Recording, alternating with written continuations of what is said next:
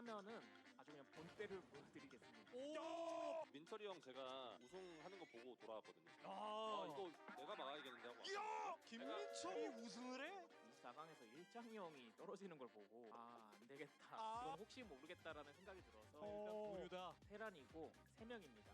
민철이 형한테 많이 맞아가지고 뽑으세요 그냥.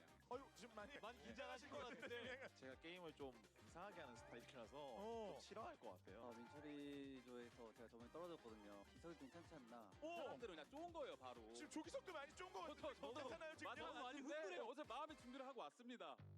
형이에요. 뭔가 그냥 기석이가 그러니까 오히려 미안하더라고요. 단판으로 하는 게 나을 것 같기도 하고 긍정적으로 생각하고 있습니다. 자, 이제 그룹 A조. 종족이 좀 많이 준비하면 빡셀 것 같아서 맞추고 싶긴 한데 적으로. 누굴 뽑든지 저는 상관은 없어요. 다만 저그를 뽑으면 그 사람은 보낼 거니까. 제가 딴 조 가도 계속 A조로 보낼 생각인 것 같거든요, 민철이가. 그래서 굳이 저를 지금 안 뽑아도 될 것 같아요. 그냥 저거 뽑고 치드 권한도 그쪽으로 쓰게 만드는 게 한 장을 여기다 태우게 만들어라. 현재가 말한 대로 저거를 뽑고 제가 또 저거를 뽑으면은 한 명 보내더라도 2명 저우전 할 수 있으니까. 이야, 그럴싸한데요. 박상현까지 뽑아서 함저구조의 한 장이가 지금 만들어졌는데 네, 결정했습니다. 승부수를 한번 띄울 것인지 김정우. 저우 대 저우전 연습도 많이 했고 우승을 너무 많이 해가지고 끊어줄 때가 된 것 같습니다. 제가 원하는 사람 뽑아주면은 원하는 조로 보내줄 수 있어요. 와, 다음에 딜에 딜. 그럼 약속 그래도 고민은 좀 제가 원하는 쪽 갈 수 있는 거죠? 굉장히 당황스럽네요. 대신 당한 거죠, 다시. 김정우 선수는 고뇌의 시간인데. 만약에 유영진을 뽑아서 저기 B, C, D에서 이제 저랑 김태용 선수가 가잖아요.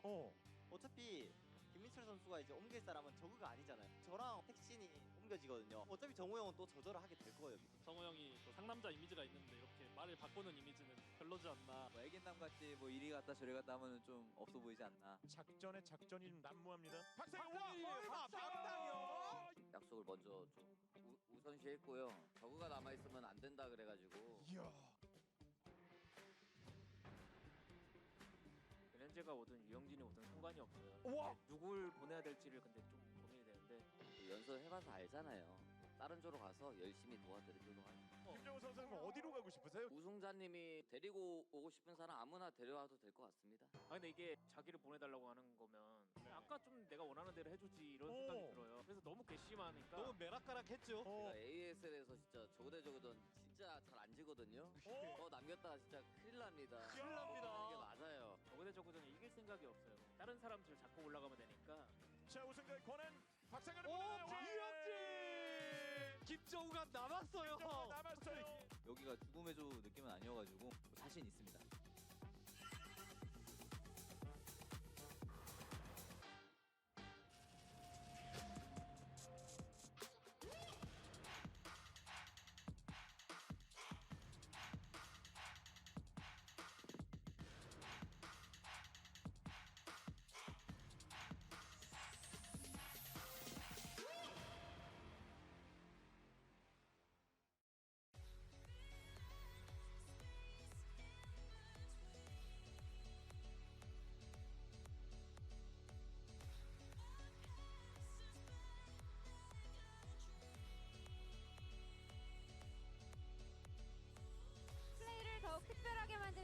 Hello and welcome to Group A of the round of 16 here at ASL Season 20, done in partnership with Google Play and Gravity. Last week, our players engaged in a heated battle of words during the group selection ceremony to decide the round of 16 bracket, as the competition picks up once again this week. What will unfold in Group A of this competition? Well, let's have a word with our 4 players and find out. Hello. First up, we have defending champion SoulKey, who managed to achieve a 4-peat last season, as he's now preparing for his first match on a journey towards a 5-peat. How's your form today? 컨디션은 되게 괜찮고요. I would say my condition is pretty good. 준비를 많이 못 I haven't been able to prepare much, so instead, I paid extra attention to my form, my condition. Starting with Season 16 and all the way up to last season, you always made it out of the round of 16 in first place. It really begs the question whether you're on the verge of reaching perfection. Should we also see you advancing in first place this season as a done deal? 그때는 이제 조에 저그가 없었기 Well, back then, I don't think I had any Zergs in my group, and this time we do have a Zerg. It does rub me the wrong way a little. Regardless, I feel confident. Doesn't sit right with him, and yet he feels confident, says SoulKey. Let's talk to SoulKey's pick now, Barracks. Just like last season, you end up in Group A in a different pick position, however. During the group selection, you said that because SoulKey eliminated you last season, this does not feel right. How are you feeling right now? Well, for Group A, you don't really have much time to prepare, so I said I wasn't feeling it. But I did practice a lot this time. I have a feeling I might be able to advance. Given your recent improvement, the fans will likely suspect that you could throw a wrench in the works today. How did you prepare for today's matches? Well, for starters, I practiced off stream for a long time, for about 3 days. I just said, let's get as many games in as we can. My hands are working well. I'm looking to play the way I prepared and just do my best. Barracks says he prepared a lot. Let's now talk to Effort, the Phoenix. You made it out of the round of 24 in first place, and you're now about to play in the round of 16 for the first time in a long while. How are you feeling? I was very unnerved going into an all-Zerg group in the round of 24, but I advanced in first, and I still feel good about that now. It was a tremendously impressive showing in that round of 24, as you said. Given you always show up in full force when it comes to tournament play, you could very well become an important variable in Group A. What are your overall thoughts on the Group A lineup? Wouldn't it be nice if both of us with stars on our uniforms made it through? Oh, alright then. Let's have a word with Rush as well. With SoulKey's champion privilege, you ended up getting swapped from Group D and landed in Group A in the end. You did not seem particularly pleased at the time. How are you feeling today ahead of the games, though? To be honest, I was originally in Group D, and the difficulty compared to Group A is pretty similar. I prepare well enough not to worry about this being played so early. This is an agreeable statement, as regardless of which group you get placed in, your performance suggests the round of 8 should to some degree be guaranteed. For 4 seasons in a row, starting with season 16 and up until season 19, you did not miss a single quarterfinals. What is your outlook for today's group? I've advanced to the round of 8 quite often, but I never made it through in first place. To be honest, I don't care who makes it through, but as far as I'm concerned, I just want to advance in first. All 4 players seem to be displaying a high level of confidence today. Now, when it comes to the group selection ceremony, I dare say that this group was the turning point, as Effort, by picking Soma, seemingly challenged SoulKey to exercise his champion privilege. Many people watching this said, wow, what a Chad. Will you likewise be a Chad if you go up against SoulKey today? You know, I practiced a lot against Zerg. I'm confident. And SoulKey, whenever he had his championship runs, he did not play ZVZ. I wonder if that's why he even got through the round of 16. So you're saying you'll try to stop him? On the other hand, we have Rush, who was a quiet mouse, hoping everybody would just leave him be, but SoulKey would not, and he swapped him with Soma for Group A. Last season, SoulKey beat Rush 4-1 in the quarterfinals, and again in season 18 with a 2-0 in the winners match of the round of 16.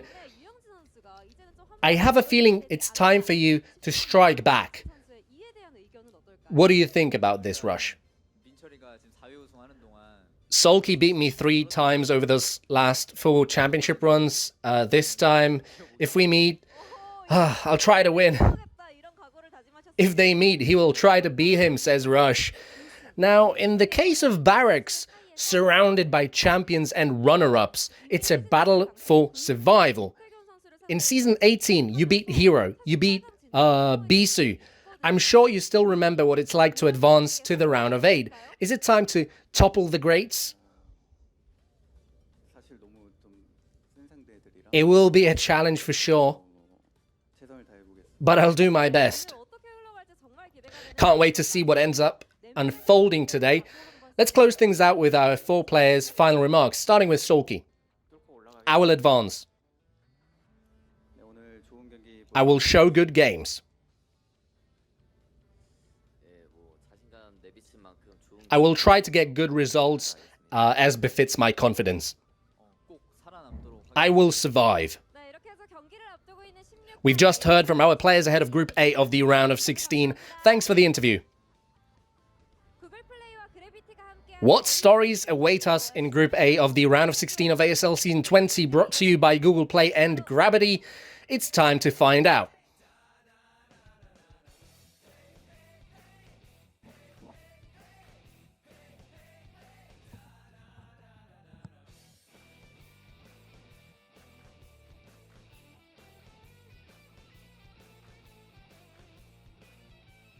Hello, everybody. Welcome to the round of 16 here in Season 20 of the ASL. Yes, welcome back, and just quick little announcement. There was an error with the computer that was recording the clean feed that normally mutes the Korean casters. So unfortunately, this episode will have very low volume, as you can probably hear in the background, the Korean commentators. And we don't want to make your brain melt. So sorry about that. We already know that the next recording will not be like this. They've replaced the computer. So it's just one of those things that happens sometimes. Basically, they have a second computer that records everything except the Korean casters. And that's where we get our recording from. And then we record over that so that our volumes roughly match the appropriate amount of sound where the game volume is.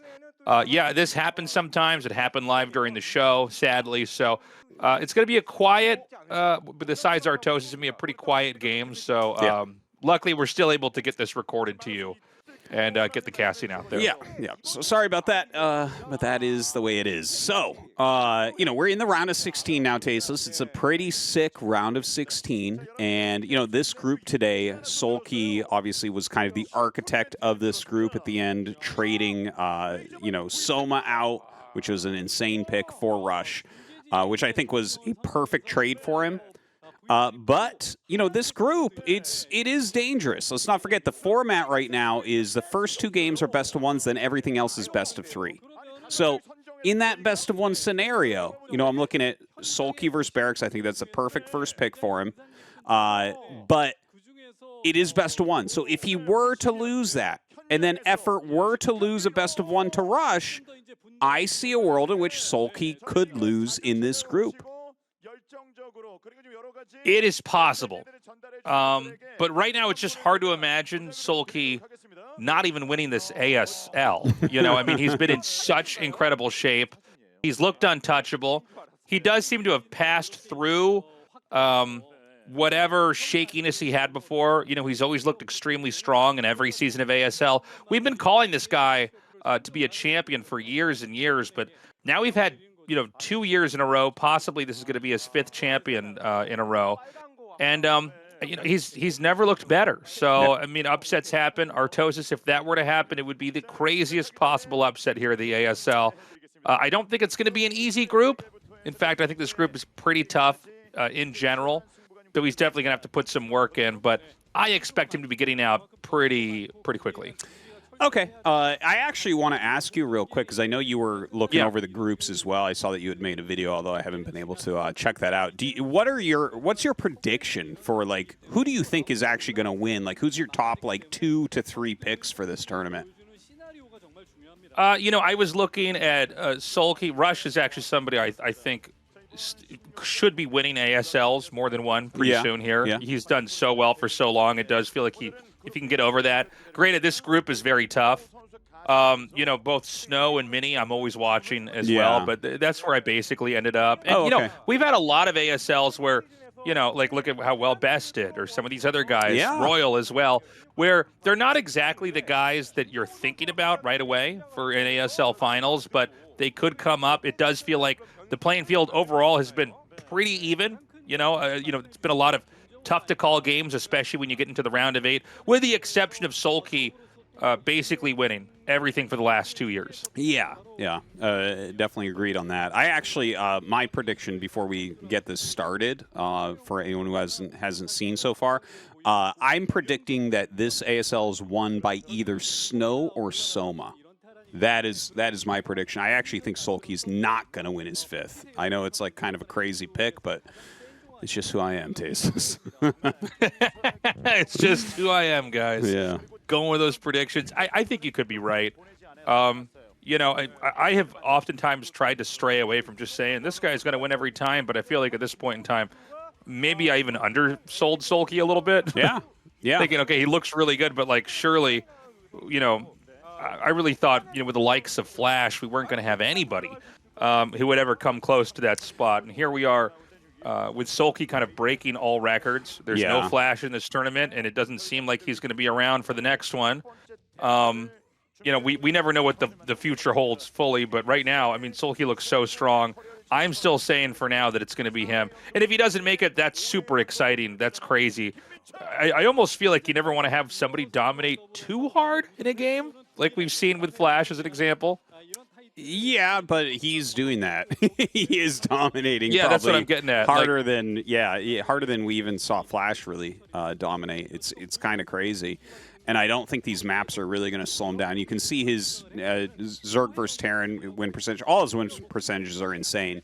But I would actually say, and I think that a lot of SoulKey's victories are based off this, because, his ZVP is technically a higher win rate. But I think right now, his Zerg versus Terran is literally unbeatable. Nobody knows how to take multiple games off of him.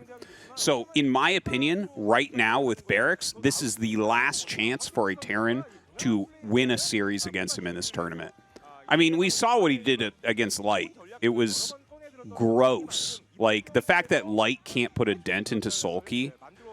Light is, the god of Terran versus Zerg. It's insane. So, I'm looking at this, and I'm like, I have this little prayer in the back of my head that Barracks will have some sort of insane build order and throw the upset to SoulKey to actually add that kind of interesting factor into this ASL. Because I think after this best of one, SoulKey will not lose to Terran. It is scary how ZVT looks when SoulKey's playing. He just seems to have no issues, never slowed down, never affected. And it doesn't seem to have any obvious weakness. And a lot of times I leave the games I cast from SoulKey with more questions than answers. I don't know how to take this guy on. He seems to understand every aspect of the matchup so well. Guys, we're going to go to the map knockout. This is SoulKey versus Barracks.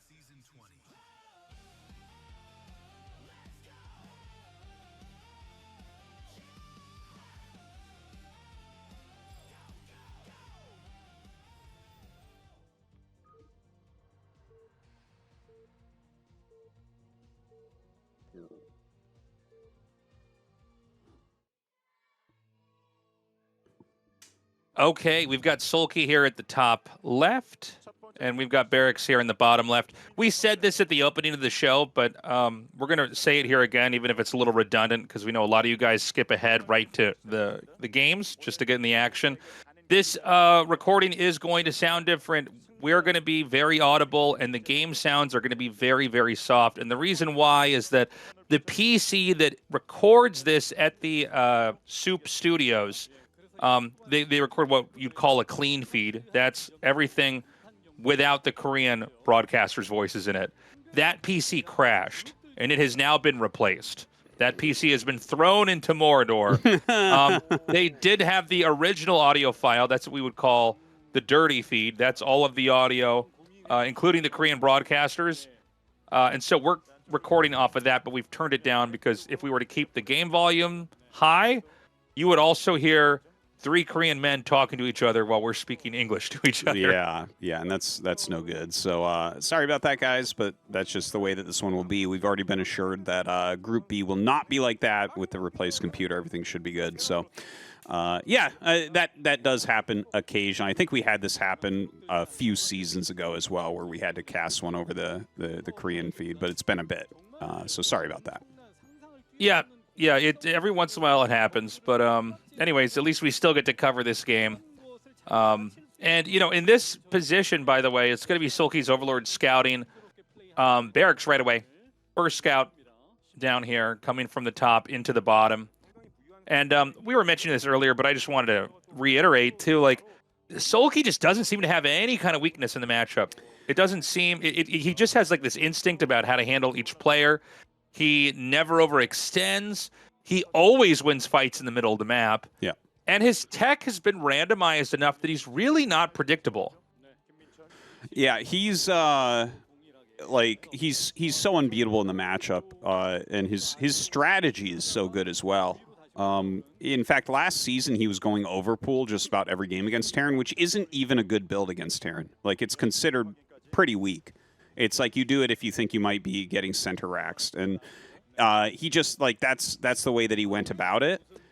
We can see he hasn't opened up here against Barracks like that, which I actually think makes sense. Like in a bigger best of 5, a best of 7, you really are going to expect at least one center Barracks play, right? So I think that it makes sense that he kind of hard counters that there. But in this best of 1, he's got to get a decent opening, and that's what we see him kind of going for here with that hatchery first. So we have Barracks setting his Marine out, but not going to go all the way. Ideally, you want to force out a few Lings or make drones not mine and try to defend. But he sends us right back over here. And over here in Sulki's base, it's going to be 2 hatch layer. So these are very much so mainline openings on either side. Barracks is going to be staying back. I think for now he'll be pretty comfortable. With the wall in there, it's not like he can get bombarded with Lings and overwhelmed or anything like that, but he will have to be ready for the Muta harass. Note that the minerals there for Barracks and the gas do point kind of northward towards where the Mutalisks could fly in. So a lot of times these positions on the map are big parts of big locations of vulnerability. Yeah. One thing I want to mention here is Barracks did do the wall in, and he's actually following that up with a 2 Barracks Academy rush. And that is... It's kind of an interesting choice because almost always pro Terrans in this position will go for a very fast engineering bay to get +1 attack and be able to hit a stronger mid game. But SoulKey has shown such resilience against that. He crushes that, like you were talking about. In the center of the map, he'll just have the Lings and Mutas, and he'll crush that army, and you won't get anything done. This build that Barracks has done is the ultimate in flexibility. He's going to have his scans exactly when he wants them. He's going to have stim and range very quickly. He's going to be able to put on a little bit of pressure early on and maybe force some sunken colonies. If there's a 3rd hatch on the map, there's potential to kill it. And it also allows you to oftentimes get your starports out more quickly. So I like the choice that he's made here. And SoulKey might be a little bit surprised by it as well. Yeah, the Spire is about halfway done. Usually in this build, and correct me if I'm wrong, Tastosis, you'll get 1 Firebat, plug up the back, and then send everything across, right? That's exactly correct. You put that Firebat in the wall, and the Zerglings basically can't break through it because the counterattack is what made this go away. So this is like the new meta for how you open with something like this. Now, you can see SoulKey comes in with his Lings, but this is not a good trade for him at all, and he's going to have to throw down at least 1 sunken, probably 2. Well, he actually cancels 1 and just keeps the 1 sunk there. One thing about SoulKey is he seems to understand the math perfectly for everything. Like, he knew he could get just enough Marines there where Terran probably can't attack at all anymore. And that's all he has to do. Every time a Terran moves on the map, SoulKey seems to punish it so perfectly that it looks like the Terran should never have moved on the map. One thing I want to mention here also, this wasn't unsuccessful from Barracks. Like, a lot of Lings were made, he killed a bunch of them, and he did force 1 sunken. It's not, you like to force 2, but he forced 1, so it's not a total loss, and now he's getting his missile turrets up. Looks like he's going to have these basically on time. SoulKey flying down with his Mutas, he doesn't have that important 7 Mutas yet. And part of that is forcing the Sunkens, forcing Lings, things like that. So, he's got to do 2 swipe-ins to kill an SCV, which is not enough to really slow the turrets much. We're going to have that extra turret finish over there by the entrance. Oh. And go ahead. I didn't recognize this, but look at the speed of that starport. That is an absurdly fast starport. So this is actually a teched out build from Barracks. It was like the Turax Academy rush to kind of just slightly slow SoulKey down, but he's rushed up to starport so quickly. My guess is this will be a Valkyrie timing push, but can't say 100% yet. It does look right now like a Valkyrie timing push. We have no second gas. That starport's super fast. And we'll see how good his Valkyrie control is. If he can keep those alive, that's going to be difficult for SoulKey to deal with. Yeah, looks like one drone's going to come down here with the rally. SoulKey did take the other natural here in the top right. This has been a growing trend to try to expand here. A little bit harder for the Terran to find. Does allow you to get that upper right main and that oh-so-important fourth base that you do need to defend here. For now, SoulKey is just keeping his distance. He's monitoring the Marines that are out here. We should mention, Muta's actually, their sight range isn't that great. It's lower than a lot of the other units in the game, so you do have to fly pretty close to confirm where the Marines are exactly. And all he wants to do is force stims out and keep the Terran not too far out on the map. So we have that Valkyrie being made right now. And that's probably, as long as he can keep that on top of the infantry, he should be able to start to move out on the map here with this. But we have seen so many fails with Valkyrie control. We really have, and SoulKey knows how to kind of go in and snipe. He doesn't actually get the full vision of what's going on yet. Very good Mutalist control so far. You can see he's really picking off a lot of units. He's only lost like one Muta to this, maybe a second now. And also, strategically here, it looks to me like he's going Crazy Zerg. I'm pretty sure he's going Crazy Zerg here, which, of course, is something that Tastosis thinks I invented, but it is not. This is where you rush Carapace upgrades and go directly to Ultralisks. So it's like skipping from Mutalisks over Lurker and Defiler into Ultras, which, of course, SoulKey has shown us before. I don't think he's ever lost an ASL with this strategy. Yeah, it's really strong. If I played Zerg, this would definitely be a way I'd like to approach this. Yeah. So, you know, it's not a lurker-intensive tech. In fact, a lot of times we don't see any lurkers at all here. Now, the problem with that is with the Valkyries out, those mutas took a lot of damage. And, you know, normally, if you're playing a standard ZVT, you always have, you know, 2 to 3 lurkers at each base to defend that. But without that there, you know, the mutas don't have any sustain if the Valkyries are on top like they're going to be over here. Remember that this is a down ramp going on into an up ramp. So some of the Marines will be firing from low ground onto high ground unless they can push up a little bit further. Dude, this is one of the best executions I've ever seen of a Valkyrie rush. Unbelievable. Barracks is going to win this game. This is I cannot insane. believe this. He executed this so I have chills. I would not be surprised if Flash gave him this build. This like, is so perfectly done. Perfectly and you know, done. It cuts right through the tech. GG, what is going on? Yeah, so this Barracks, is not a normal cast. Barracks hid what this was perfectly. He kept his Marines in the right spot. SoulKey was out there. He was harassing that, and he had no idea it was a Valkyrie rush until 2 popped out.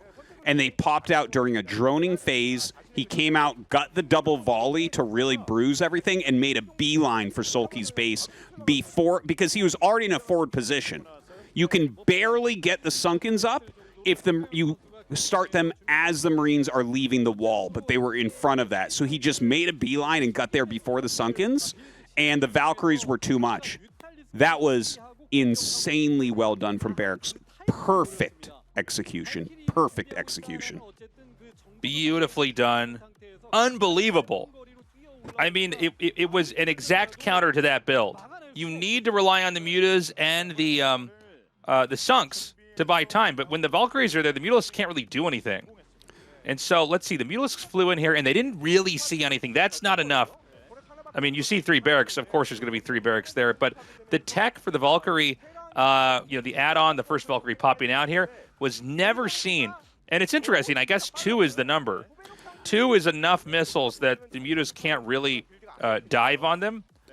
It was really important that he got a big volley on them, because then it's like, oh, God. And notice how he has no Scourge. Like, he just has no idea it's Valkyrie. So watch this as he comes up with the 2. This is like the really key moment that he's hidden these the entire time. He didn't bring them out immediately. And watch this. He comes up. There's the double volley. And suddenly it's like, oh, the mutas have to run. And look at where he was. He was just over the bridges. So that makes it so you can't get these Sunkens up in time. I have chills. I have goosebumps all over my body right now because this was like the perfect execution of how to kill SoulKey. Caught completely off guard here. Yeah. I mean, just ripped his heart out right before he even got to that tech. And, you know, you could see one of the Valkyries actually overextends and hits the Scourge. But, I mean, just these few extra missile shots, it melts everything. And that's all it takes. SoulKey even pulled one Muta forward to try to tank shots, but Barracks targeted the back group of Mutas. Dude, it was perfect. Great job from Barracks. I do think that'll be the last loss we see from SoulKey against Terran in a series in the tournament because it's a best of one. Wow.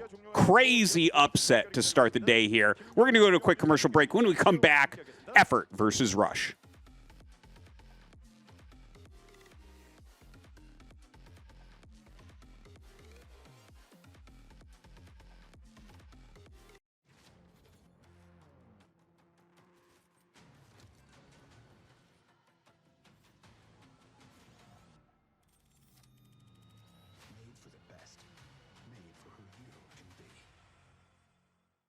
Esports pros, any miss can mean defeat. That's why the Death Adder V4 Pro has everything lined up. A fast ergonomic design, a quantum leap in speed, optical tracking for pixel-perfect scrolling, and a sensor more precise and intelligent than any other. Made for the best, made for who you can be.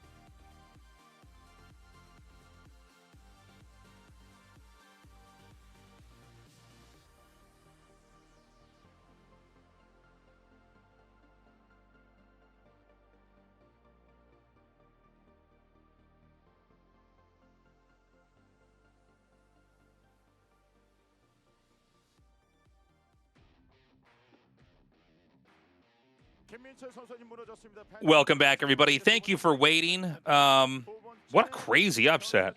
I was so confident that SoulKey would just destroy Barracks, but I wonder if he got that build from Flash. You know, that looked so perfect. A lot of his builds in the past he has gotten from Flash that have surprised us. He definitely could have. Like, that is... Like, it was just so perfectly planned. It's not to say that Barracks can't plan something, but that's not his strength at all. Like, his strength is, like, he's a fast mechanical player. You know, so I do wonder about that. I do wonder about that. We might hear about that later on, and we'll update you guys if we do. But, yeah, a great play there from Barracks. And now we have Effort versus Rush, which I think is a really interesting match. I don't know if the whole world is, like... or at least the our scene, the English-speaking scene, is undervaluing Effort, or I'm overvaluing him. Because I think that this guy is, like, he's god tier, man. Like, he can just pop up and win an ASL at some point. You know, I feel he's similar to Rain in a lot of ways, where, like, oh, Effort's back. Oh, he might win. You know, that type of thing. Well, he's one of these guys that when he is in any decent shape at all, he's really good, and it doesn't take him a long time to get into good shape. So, you know, he's had his moments of brilliance, for sure. He's looked very, very scary at times. But let's see how he does against Rush. I mean, Rush is a really, really strong, solid player. We did already have an upset. I mean, dude, if Effort if Effort beat Rush here and then we had like Rush and Sulki in an elimination, that would be insane. By the way, Rush looking at this right now, licking his lips. Yeah. He's thinking, okay, I just got to have a standard day of results that I normally get, and I will not even have to touch Sulki in this group. Yeah, that's a real possibility. And, you know, now that Sulki is in that loser match, by the way, like, well, we'll talk more about that in a minute. We're starting this. Let's get into it on Knockout.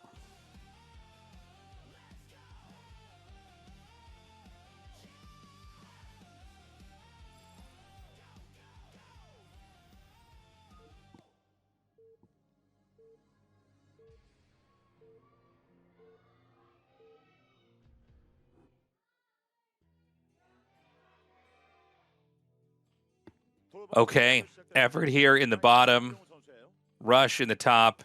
This time both players going to be on the right side of the map. All right. Yeah, so it's very similar spawns to what we had in that previous match. Very, very close and everything, close by air as well. And yeah, we'll see what they end up opening up with. You know, Effort in general, like if you want to compare him to someone like Sulki, he's a more aggressive player.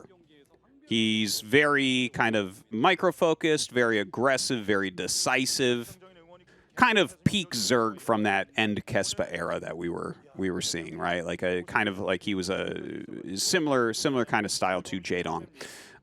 So definitely fun to watch him in this matchup because of that.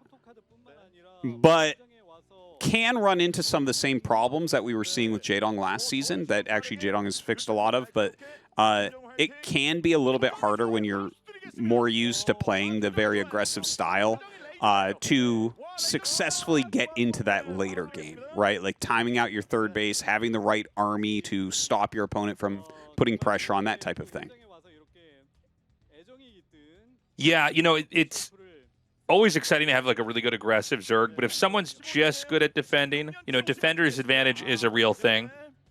You know, unless you have a very, very specific timing attack. Usually if the guy that's trying to hold the rush off, as long as he follows a series of steps, he's got these protocols he's going to go through, he should be okay. And I think it's why, you know, it's been exciting to see Jaedong make some of those adjustments. He's not overextending as much. He's not trying to force situations as much. And, you know, it's very different from the way that SoulKey has played, because SoulKey, he'll play keep away, but he just seems to know how to always engage with a win. In the game that he just lost, he was basically, oh, hold on a second. That's a crazy second Barracks over here. That's insane. He makes it in between the Overlord. And this was a pool first from Effort, by the way, which is actually pretty common for Effort. Like he pool first pretty often. So like the build from Effort in theory destroys the build from Rush, but this is like a well-planned place because he skipped the Overlord. Like the Overlord went past that location and then he went in to build it. I've never seen that. I've never seen it. Yeah, I've never seen it once. And it's that's a high ground, so Lings going by won't see it. So that's, yeah, go ahead. It's specific for this position. It's designed to have the second barracks in the blind spot. So you'll never see the Marines leaving, or the extra Marines leaving, so it looks like it's a standard poke. And, of course, all the Zergs have the math down perfectly on how to hold this. So here's what's crazy. He's not going to see this until, like, 3 seconds before it hits him. And you might look at this and go, I mean, is one extra Marine and then another extra Marine that much? Oh, yeah. Between the extra SCV and the extra Marines, it's massive. One Ling going to come in here and try to scout because, of course, he doesn't see the command center down here, so he's trying to figure out what's going on. But now he's going to see this rush coming here and hitting. And I can't emphasize enough how close this barracks is to this base. The reinforcements are going to be huge. Marines make in like 5 seconds. So this is going to be crazy. Yeah, the drones are having to be pulled. He thought this was going to be a vulture, so he was always going to make the sunken, so the timing always had to be at this time. And it looks like there's enough here. If he can kill the SCV, he kills the SCV, but another SCV is coming. Another SCV came down. Rush had to plan for that as well. Oh, man. Great execution so far from these Terran players.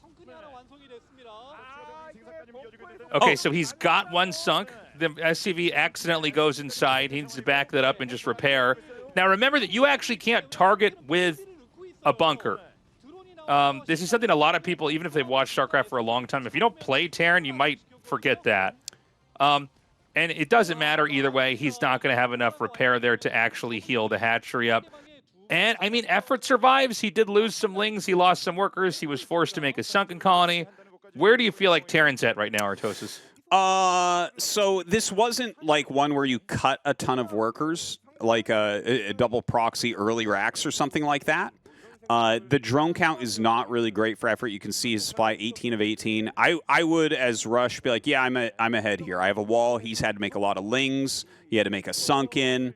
I think we lost a drone or two during the fight as well. But it was a good block by effort because the plan was solid. I think a lot of Zergs die there, but he placed the sunken perfectly under duress. Like, the sunken has slightly longer range than a bunker, and he placed it exactly one hex away from where the bunker could hit. So that was, like, really good placement that allowed him to force Rush back. But, yeah, I definitely look at this and say I would take Rush's position every day of the week. Interesting. So we're going to go up to 3 barracks here. Gas is coming in. We have the layer coming along. It's not done yet, but we'll probably have a Spire after that. But there's a lot of Marines behind this. I mean, Rush can definitely put some more pressure here. That could mean some more forced sunken colonies. So it's going to be a little bit of a claustrophobic game here from effort. Yeah, it's going to be a little bit difficult to fight back from this position. I like he's taking his time. You can tell like what a pro he really is. Sometimes players will look at something like this, be like, "Oh man, okay, what risks do I take or whatever from here?" But I think he's looking at the position realistically and like, "Okay, yeah, I'm behind here, but I can fight back."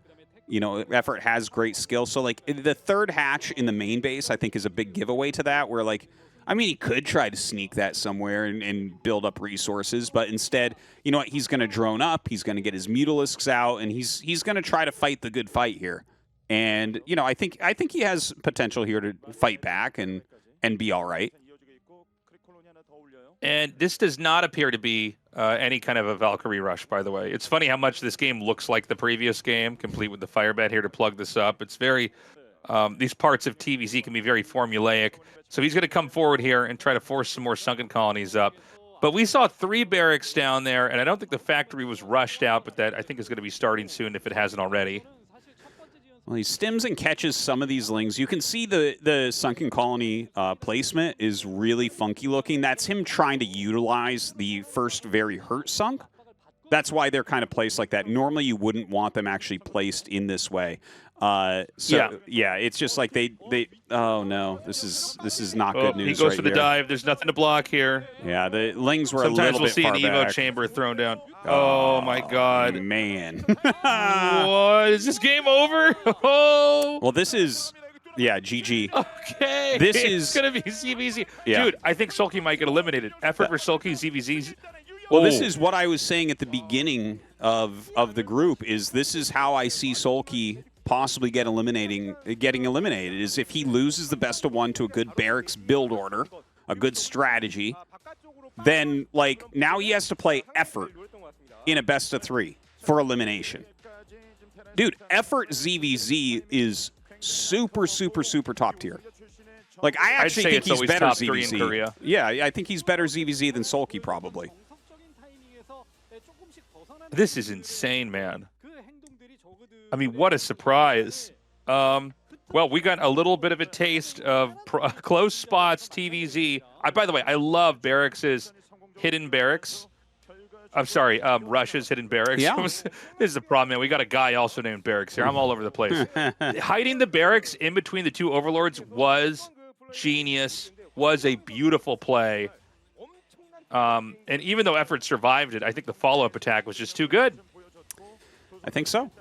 Really well done from Rush. Just some good execution, some good ideas. These Terrans came very prepared for these best of ones. But I bet you they didn't prepare much for Terran versus Terran. So this next match should be an interesting one. Yeah, we're going to have a TVT coming up here. Barracks versus Rush. One of these two is going to be the first player to move on to the round of 8. We are going to get to that after this short break.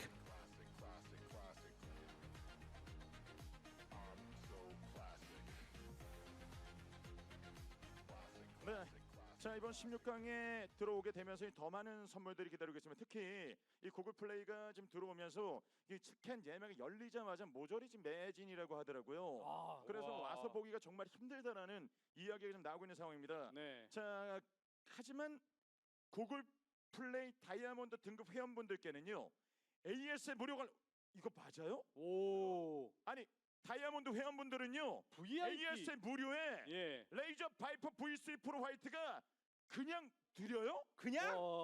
구글 플레이 포인트까지 모두 드려요? 예, 매 경기 30석? ASL 무료 관람에 레이저 와이퍼 V3 프로 화이트랑 구글 플레이 포인트까지 네. 지급을 구글 플레이 다이아몬드 분들에게는 그냥 해드린다는 네. 거잖아요. 그래서 ASL 방송 하단에 배너를 클릭해서 신청을 하시게 되면은 네. 여기서 제 뽑히게 되면 다이아 분들입니다. 예. 다이아 분들은 티켓이 1인 2매로 지급되게 되고 거기다가 ASL 무료 관람 여기는 이제 티켓팅 따로 없습니다. 다이아몬드 분들께서 이제 신청을 하시면요. 그리고 레이저 바이퍼 V3 프로 화이트 모델 거기다 구글 플레이 포인트까지 와 그거 진짜 미쳤나라는 얘기가 나오고 있어요. 한여름에 뭐 나 산타 다이아인데 산타가 나 간다. 다이아인데 네. 나 다이아인데 나 조금 지금 야 정말 많은 네. 선물들이 끝도 없이 지금은 방송이 거듭될수록 계속되고 있기 때문에 그렇죠. 다이아인 제 입장에서는 저도 다이아몬드예요. 저도 다이아니까 당연하게 이제 ASL 무료 관람은 중계를 하기 때문에 관련이 없다 손 치더라도 레이저 와이퍼 V3 프로 화이트와 구글 플레이 포인트를 현장에서 저도 받을 수 있겠네요. 네. 다이아니까. 저희는 저희는 더 많은 사랑을 받았잖아요. 아, 그럼요. 네, 아까 전에 이 구글의 그 사랑을 받았잖아요. 아, 그렇죠. 네, 그 말씀을 좀 드리도록 하겠습니다. 그래서 여러분 이렇게 다이아몬드 멤버분들을 위해 와 이따가 여기 이제 다이아석 두 분 만약에 오셨으면 받는 거잖아요, 와 선물을. 다이아몬드 멤버 온리. 네. 오시면 좀 받을 수 있다라고 저희가 예고까지 좀 해드리고 있는 상황이니까 오시면은 여기서 이제 바로 선물까지 받을 수가 있고요. 그리고 구글 플레이 다이아몬드 등급은요. 바로 1년 동안 포인트가 적립되면서 모두 합산이 돼요. 그래서 등급이 결정되고 매년 1월 1일에 등급이 반영된다고 합니다. 그렇습니다. 그래서 2025년 포인트가 2026년 등급으로 해요. 네. 네. 그리고 여러 가지로 이벤트들을 많이 해요. 구글 이제 플레이 다이아몬드 등급이 되게 되면은 여러 가지 이제 포인트에 관련된 이벤트들도 중간중간에 있더라고요. 그래서 그런 포인트를 활용을 하시거나 혹은 이런 ASL 현장에 또 무료 관람 게다가 이제 레이저 기어에다가 거기에 구글 플레이 포인트까지 누적시키실 수 있는 아주 좋은 기회다 보니까 다이아 등급이신 분들은 현장에 바로 오셔서 이 모든 혜택들을 누리시길 바랍니다. 그렇죠. 그래서 여러분들 여기서도 뭐 인앱, 뭐 인게임, 뭐 도서, 정기결제 등등등 구매하신 다음에 포인트를 적립하게 되면은 등급의 혜택을 좀 받으실 수가 있으니까요. 여러분 꼭 기억해 주시기 바라겠습니다. 자, 그리고 프로를 위한 장비, 프로의 선택. 항상 우리 옆에 있는 레이저가 좀 있습니다. 네. 저는 이제 레이저의 그 녹색만 보기만 해도 이 가슴이 떨려요. 녹색과 까만색 이게 지금은 레이저를 상징하는 이런 어떤 컬러 아니겠습니까? 네. 그래서 뭐 저도 집에서 레이저 장비만 쓰고 있습니다만 저는 진짜 쓴지 오래됐어요. 저도. 예, 그래서 이런 어떤 그 레이저 장비를 활용을 해서 정말 많은 게임을 아무 무리 없이 또 즐기고 있는 이런 상태이기 때문에. 레이저 장비를 또 여러분들에게 또 ASL을 통해서 소개시켜 드릴 수 있는 이런 자리가 있다는 것도 굉장히 좋습니다. 그리고 아까 전 치어풀 이벤트를 통해 저희가 선물 드렸는데요. 여기서 15년 만에 오셨다는 그분도 믿고 먼저 선물을 드리도록 하겠습니다. 그러니까 내년까지 와주시는 걸로. 와 미리요? 미리 드려야죠. 와 아까 치어풀 되신 분들에게 또 선물을 드리고 내년까지 해서 계속 아끼고 사랑해 주셔야 돼요. 와 이어폰이 뭐야? 네. 자 그러면은 이렇게 말씀을 좀 드리도록 하겠습니다. 그래서 보면은 이제 레이저 제품들 지금 많이 있으니까 오셔서 직접 이제 보시고 다이아분들은 바로 선물 드리니까요. 여러분의 좀 많은 참여를 부탁드리겠습니다. 자, 그리고 탈모 완화에 도움 주는 카이스트 특허 성분이 있는 샴푸가 지금 기다리고 있습니다. 네. 이 샴푸도 여러분들 직접 QR코드를 찍으신 다음에 함께 지켜봐 주시면 되겠습니다. 여러 가지 데이터들 나와 있거든요. 또 여행용 30ml까지 또 특별 증정을 해주신다고 하니까 많은 분들이 또 이용을 해 보시기 바랍니다. 네. 자, 그럼 저희는 잠시 후에 승자전 대결로 돌아오겠습니다.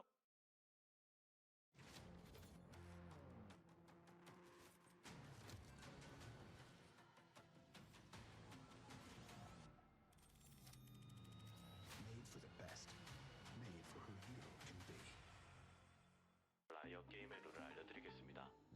모두에게 같은 제시어가 주어지지만 단 한 명, 라이어는 다른 제시어를 받습니다. 플레이어들은 돌아가며 제시어에 대한 힌트를 말해야 합니다. 모든 힌트가 끝나면 투표를 통해 라이어를 찾아냅니다. 라이어가 잡히면 시민 승리. 하지만 라이어가 제시어를 맞히면 라이어의 승리입니다. 이제 게임을 시작합니다.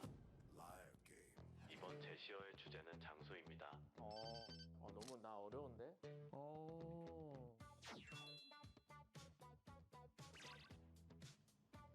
먼저 하는 사람이 불리한 거 아닌가요? 동생인 제가 먼저 하겠습니다. 펜션 같은 곳 가면은 즐길만한 거지 않나 생각이 들어요. 난 여기 그런 냄새가 나는 것 같아. 요즘에는 많이 안 가는데 좋아했었어요. 좀 애매하다 근데. 딱 갔다 오면 뭔가 기분이 좋지 않나? 제가 반려견을 키우는데 같이 한번 가고 싶다. 여기를?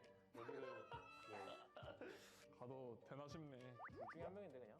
아니 나는 아니지. 형은 한 번 다시 해주세요. 설명. 아니 그러니까 저는 이제 어릴 때 자주 갔었어요. 성인이 되고 난 다음에는 가기가 좀 그렇더라고요. 왜 그래요? 이재동 봤다 하면서 막 좀 소문이. 아니 그런 게 아니라 접근성도 좀 떨어지고 굳이 같은 느낌. 굳이 뭐 안 해도 돼 이제. 한 번 더 할까요? 나? 가면은 항상 먹는 게 있었죠. 먹는 게 있었다. 먹는 거 하나씩 딱 있지 않나? 여기? 먹을 수밖에 없는 거. 맛있지 그거. 그거. 그거.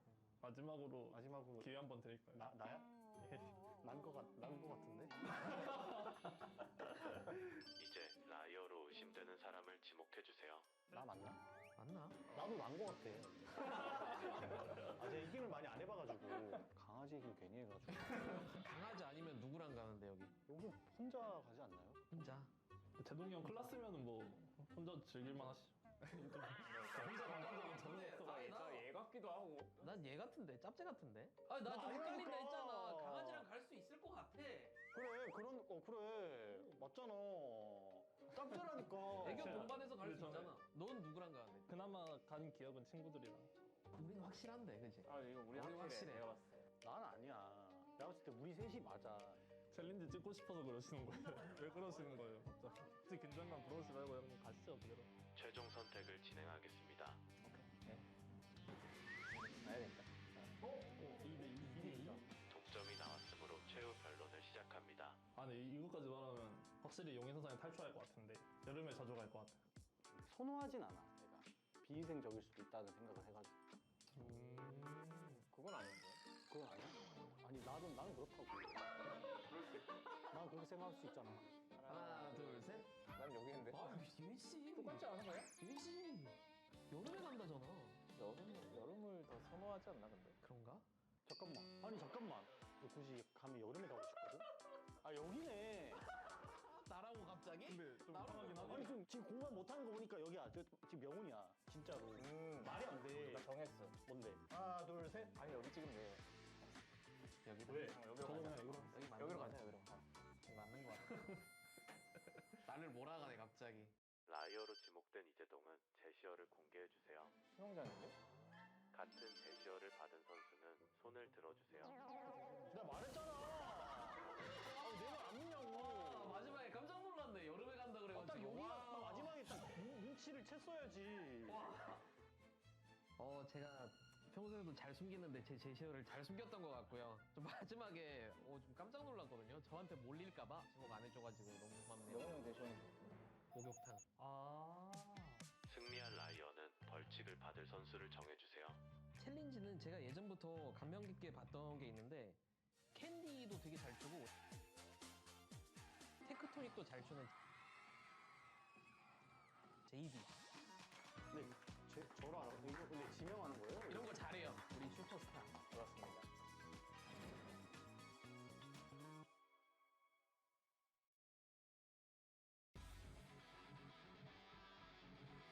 이제 승자전 대결이 기다리고 있습니다. 두 명의 선수. What up, everybody? Welcome back.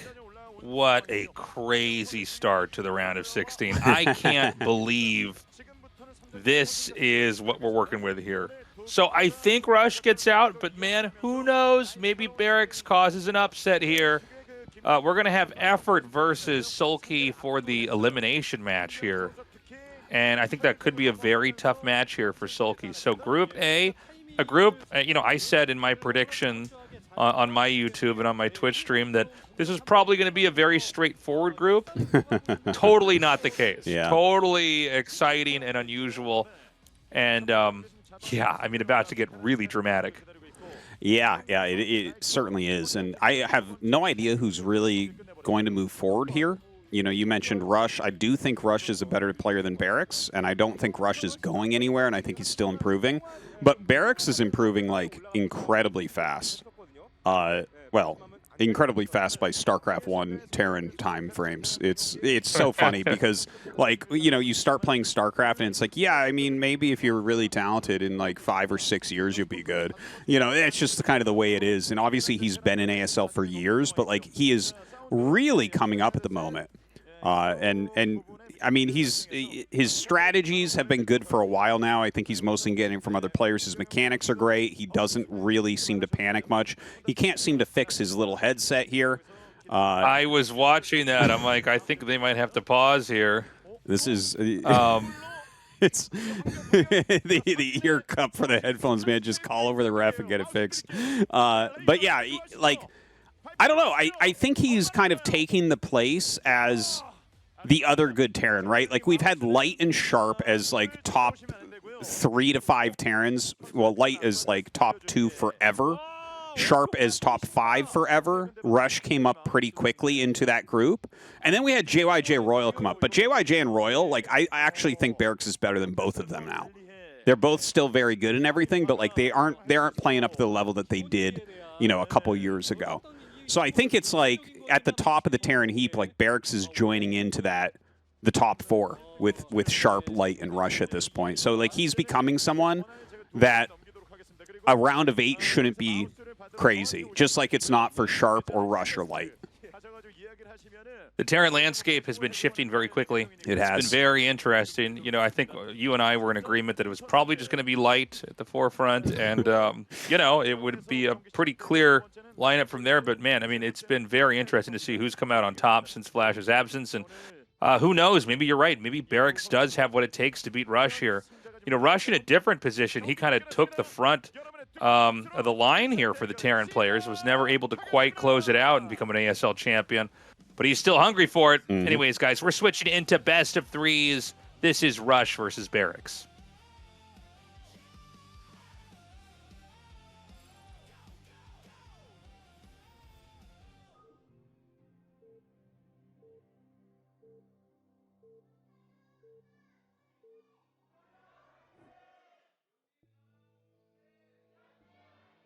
Okay, Rush here in the top right, and Barracks in the bottom left.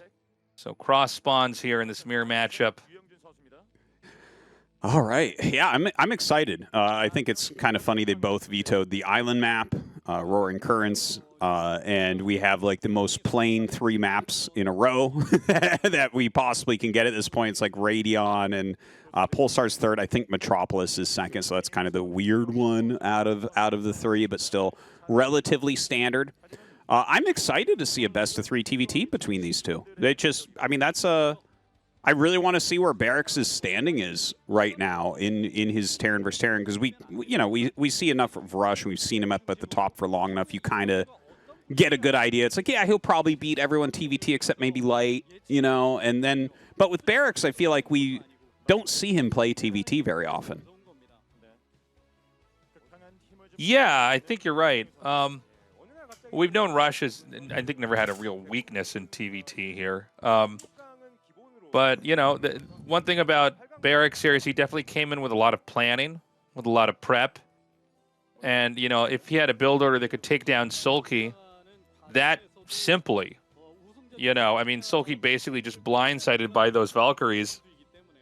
The mutas weren't there. The tech that he had elected to go for, it was tech that is basically very strong, but does have this weakness versus a build specifically like that. So I don't know. I mean, let's see.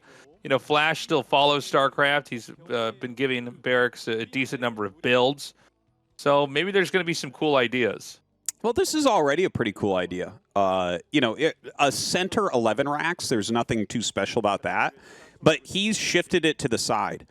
Because center 11 racks is like, that's what you do if you want to factory expand, but you don't want to get behind versus like a command center first. But some of the counter meta play to that is to sometimes scout center if you're doing like a command center first or a gasless expansion.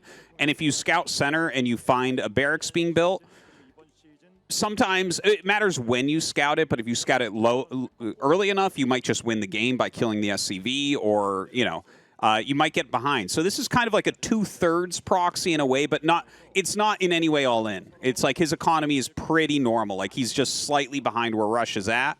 And he'll come right up and scout this.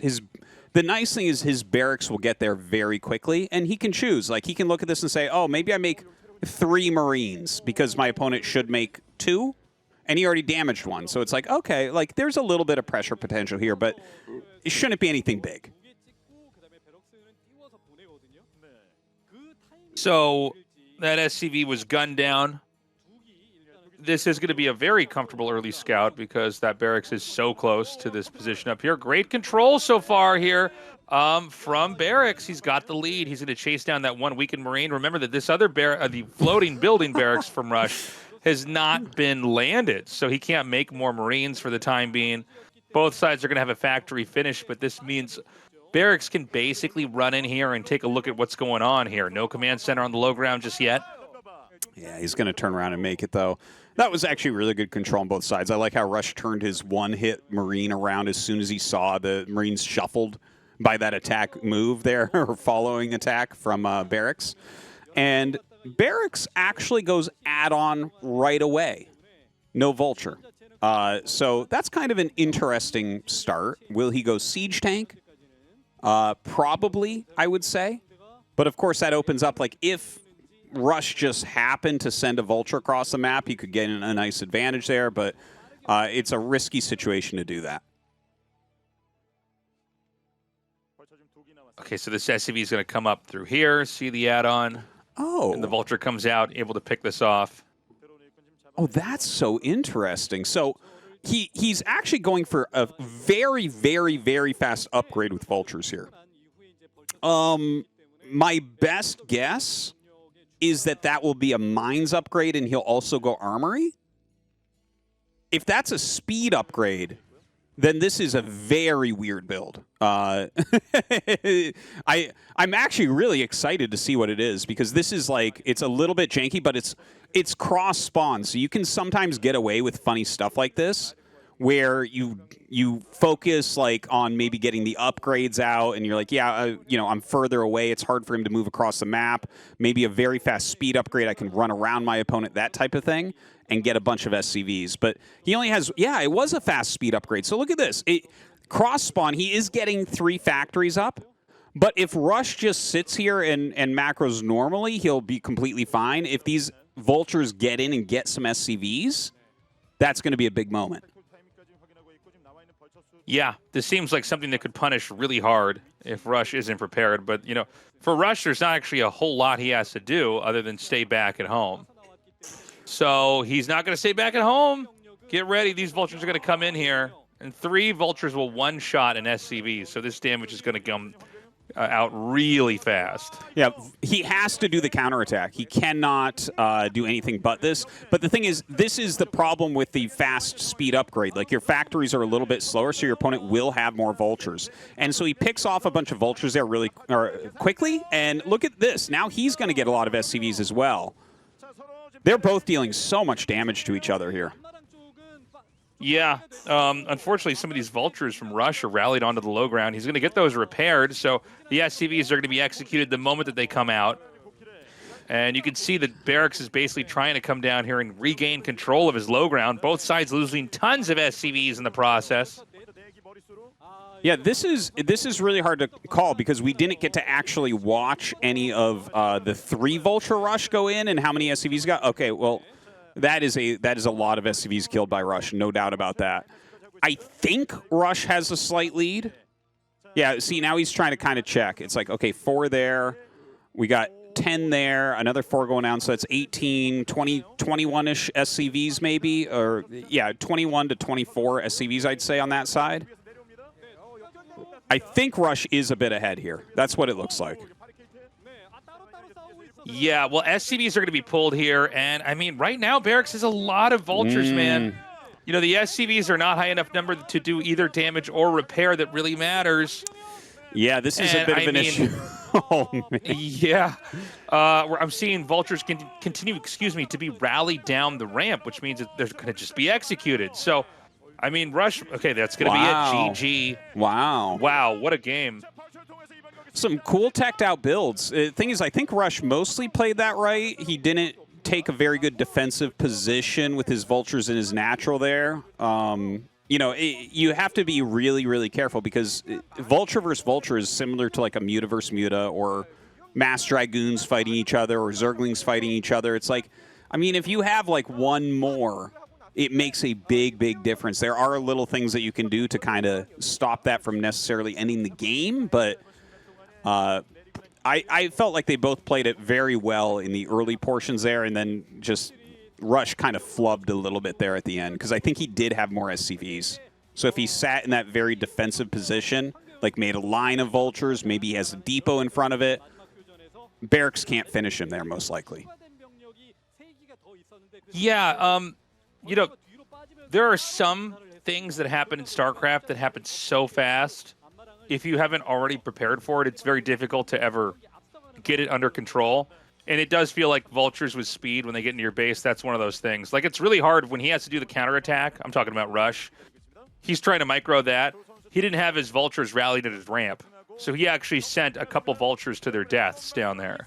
Yes, that's a big mistake. Big mistake. Yeah. All right, guys, we're going to go to Metropolis here for Game 2. Remember, the winner of this series moving on to the round of 8 here in the ASL.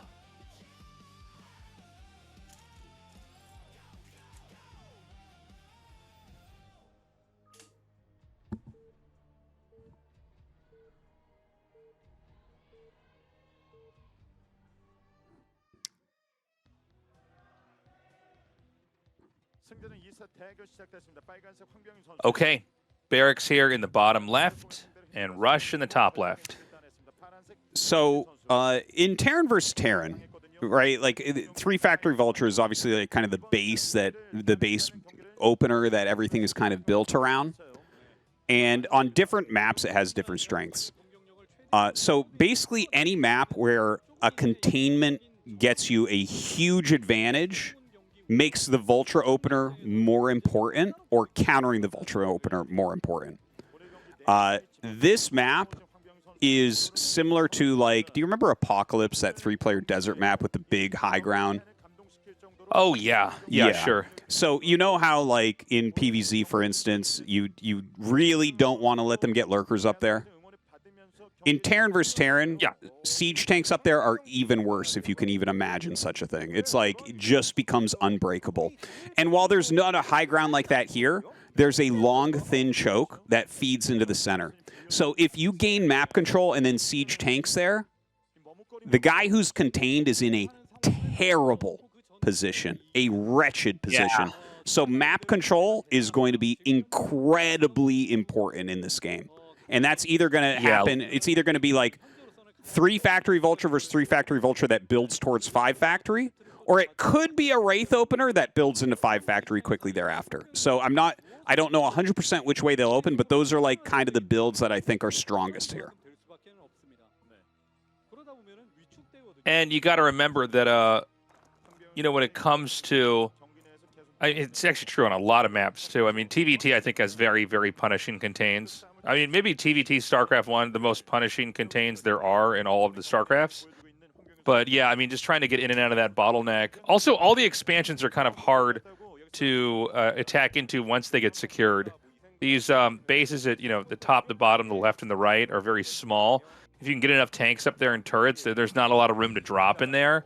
The expansions look bigger than they are, but a lot of the area in the high ground places, top, middle, left, right, are on unlandable terrain, unbuildable terrain too. I tell you, it's Metropolis is like a frustrating map in a lot of ways for a Terran player. It's hard to fit your depots and your factories. You kind of have to go way up the side in that empty area. So, things like dropship play could be really strong later here if we get into a normal game like that. You have to really make sure you're on top of throwing down missile turrets where you need them and everything. It's kind of a wild map. I actually wonder, Tasteless, do you still play Metropolis? Have you vetoed it? Do you like it? I play it. I don't know that I love it, but it's not in my vetoed lists. I do think that there's a lot of valuable ideas on this map. Yeah. Like the fact that you have a huge main that's shaped like a croissant. So there's places they can drop up there. It kind of conditions you to get really good at defending that. I find PvP fun on this map if I go for Speed Shuttle Reaver. There's so much room to drop behind the base or to go around through the large mains. So, yeah, I mean, look, I think this is a great map. I welcome it. There is something a little bit frustrating about trying to move around on this map specifically, similar to Retro, in that, you can right-click somewhere and you'll find out your army goes through a third base instead of through the middle. And I always find, and, maybe it matters less when you're a veteran of RTS games, but I always don't like it where if you right-click incorrectly on the minimap, you can, have your army split in half. Yeah. Or just go a path that didn't make any sense, that wasn't totally obvious when they started to leave. Do you know what I'm saying? Yeah, absolutely. That can be a really, really frustrating thing. I can't tell you how many times I've lost because half of my tanks went around something in the center and zealots just run into them or something, or they run into siege tanks or whatever it might be. That type of stuff can be very, very frustrating. But yeah, Metropolis, yeah, I don't know. I appreciate the design of the map in a lot of ways, but it is frustrating for building placement. Now, sure, yeah. Well, especially if you're trying to make a bunch of even if I'm trying to make gateways near my entrance, I find it's hard for me to get them in a position that fits neatly, and I can get everything out. Absolutely. Now, Rush sees that this is going to be a 3-factory build from his opponent. He went 2-factory, no add-on for a while, but it looks like he added an add-on. And, okay, yeah, there's the, I almost called it a Goliath den. There's the Goliath den, Tasteless. For TVT, that's basically what it is. But it's interesting to see him do an opener like this, because generally you seed map control with this opener. But there are ways to play it where you take kind of a little bit of a forward position and you go back into Vulture off of it. Sharp actually has some cool variations of this particular build, which I think could do well on this map. But generally, what we're seeing here is he'll go mines, he'll lay a few mines out, he'll add some Goliaths so that 3-factory Vulture doesn't kill him. But where does he go from there? Does he go Comsat and tanks? Does he go, sometimes people go Starport with that. This doesn't look like a Starport variation for me, but sometimes you can go Vulture as well and try to do some battling for that map control. Now, when you have, let's say you have mass Vultures and they have Vultures and some Goliaths, how does the targeting priority go for the player with only Vultures? So generally, you're not even going to engage. But you would target down Vultures. You would never target a Goliath. The Goliath is super tanky against the Vultures. So if you have to take a fight, you want to target his Vultures down immediately. But generally what you do is you just pull back, because the Goliaths can't actually attack. They're a defensive unit in this situation. As soon as the Goliaths try to leave the base, you just counterattack, and there's no way they can deal as much damage as you. It's just impossible. The Vultures kill SCVs too quickly. But he actually skipped over the Goliaths. He made that as a kind of a fail-safe type of thing, but he's made siege tanks from here. And he's adding that 3rd factory. It's kind of a funny game. I think if Barracks runs up, lays a bunch of mines, he's in a pretty good spot. I would like to see him get that map control immediately, though, and try to push up his own tanks and get that containment going, because I think he has a window for that. Looks like we could have that coming up here in a little bit. More tanks are going to come up here. Now, if they both attack at the center, somebody should be wrong, right? I mean, yeah. It's not generally how it goes, but I guess, you know, at this point in time, it would be... Maybe it'd be whoever didn't move out first, actually, is going to be in trouble because, yeah, I mean, you need to get a setup. Even if you're going to force the map to be cut up right in the middle here, you got to get something going. And Rush is going to be moving out now. That's going to prompt Barracks to siege up. He eats a couple shots here. That is interesting. Does he try to go back? Well, he might go through the other way, and he is adding that fourth factory, which is not a big surprise. I'm really surprised that Barracks went siege mode before mines here. That's bizarre, but it seems like it's working for him really well. You can see Rush trying to come in here and take and engage, but his siege tanks can't reach the other siege tanks. I am getting chills once again. Barracks has brought these strategies. Tastosis, I've never seen it played like this. I play TVT all day. I've never seen a game played like this where you go siege before mines in this position. That is fascinating. Because normally you're just like, yeah, I lay the mines, you can't come out, and then the tanks come up and siege. Instead, he attacked quickly and used the vultures as a buffer for the tanks in siege mode. It's brilliant. I was caught off guard when I saw the siege mode. I thought it looked kind of old. Yes. It's sort of like an old idea before people really understood mines. Yeah. And here we are. You know, there's some very weak tanks in the front, so he actually picks off one. And, you know, you never really think about vultures being able to eliminate tanks, but if you get enough of them, that damage really piles up. 2 red tanks here. I'd love to see him unsiege this and just run. Oh, go, go, go, go, go, go, go, go, go, go, go. This is great play from Barracks.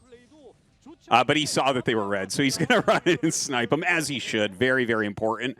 Now, we're going to have to see Rush run out here and clear this really quickly before the siege tank count grows again.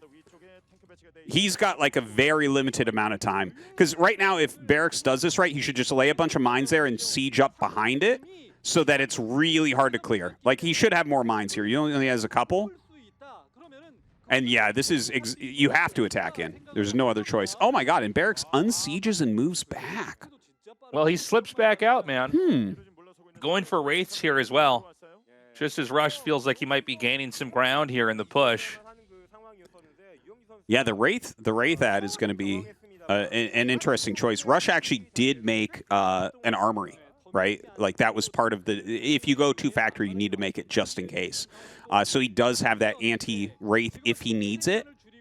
It's if you catch him without an armory even started when a Wraith comes, it gets a lot of damage. But if they have one, it's like, okay, yeah, you might get a little bit, but it shouldn't be game ending. So there's the third base made right at 6 o'clock. Even though Barracks has had to give up some of his position here on the map, he still basically has center control. We don't see the third starting here for Rush, although I know he might just send one over here to 9 o'clock to try to take that. A lot of times when you're on a map where one player's at the top, the other's at the bottom, and they're both on the same side, you'll see them expand. One guy takes the top, the other guy takes the bottom, and then the 2 bases in between become very important. Because like the center-left base, it's a little ambiguous. Like that probably goes to Rush, but not necessarily. Like you could have a game where someone just went up there very quickly and dominated that. And so if you do end up with split map versus split map, that's something you want to focus on. Because if one side has both of those bases, they're probably just going to win long-term because they're going to have more resources. Yeah, the middle bases are like really feuded upon. A lot of times in a split map scenario, it's that middle base that kind of forces more action to occur because you just can't be down bases in a super long TBT. Now, Barracks has gone for these Wraiths. He doesn't really have a contain up. Like, Rush has opened up the lane on the top, which is really important. Rush is taking his third base, which is important. A little bit of harassment coming on both sides, as you can see. I find it really cool that Barracks is trying to take bottom right during this. That's a very quick fourth base, but a good position for it, I would say. Looks like Rush's Vultures are going to get wiped out here. Not able to get too many kills there. And we got another with a fresh CC over here down in the bottom right. I mean, Rush feels like he's getting into a better and better spot. The Wraiths are coming through here. They're doing damage to these SCVs. I mean, it does feel like now Barracks has really established a dominant position. I mean, this third base just now had SCVs sent to it here for Rush. So he is behind. He is feeling it.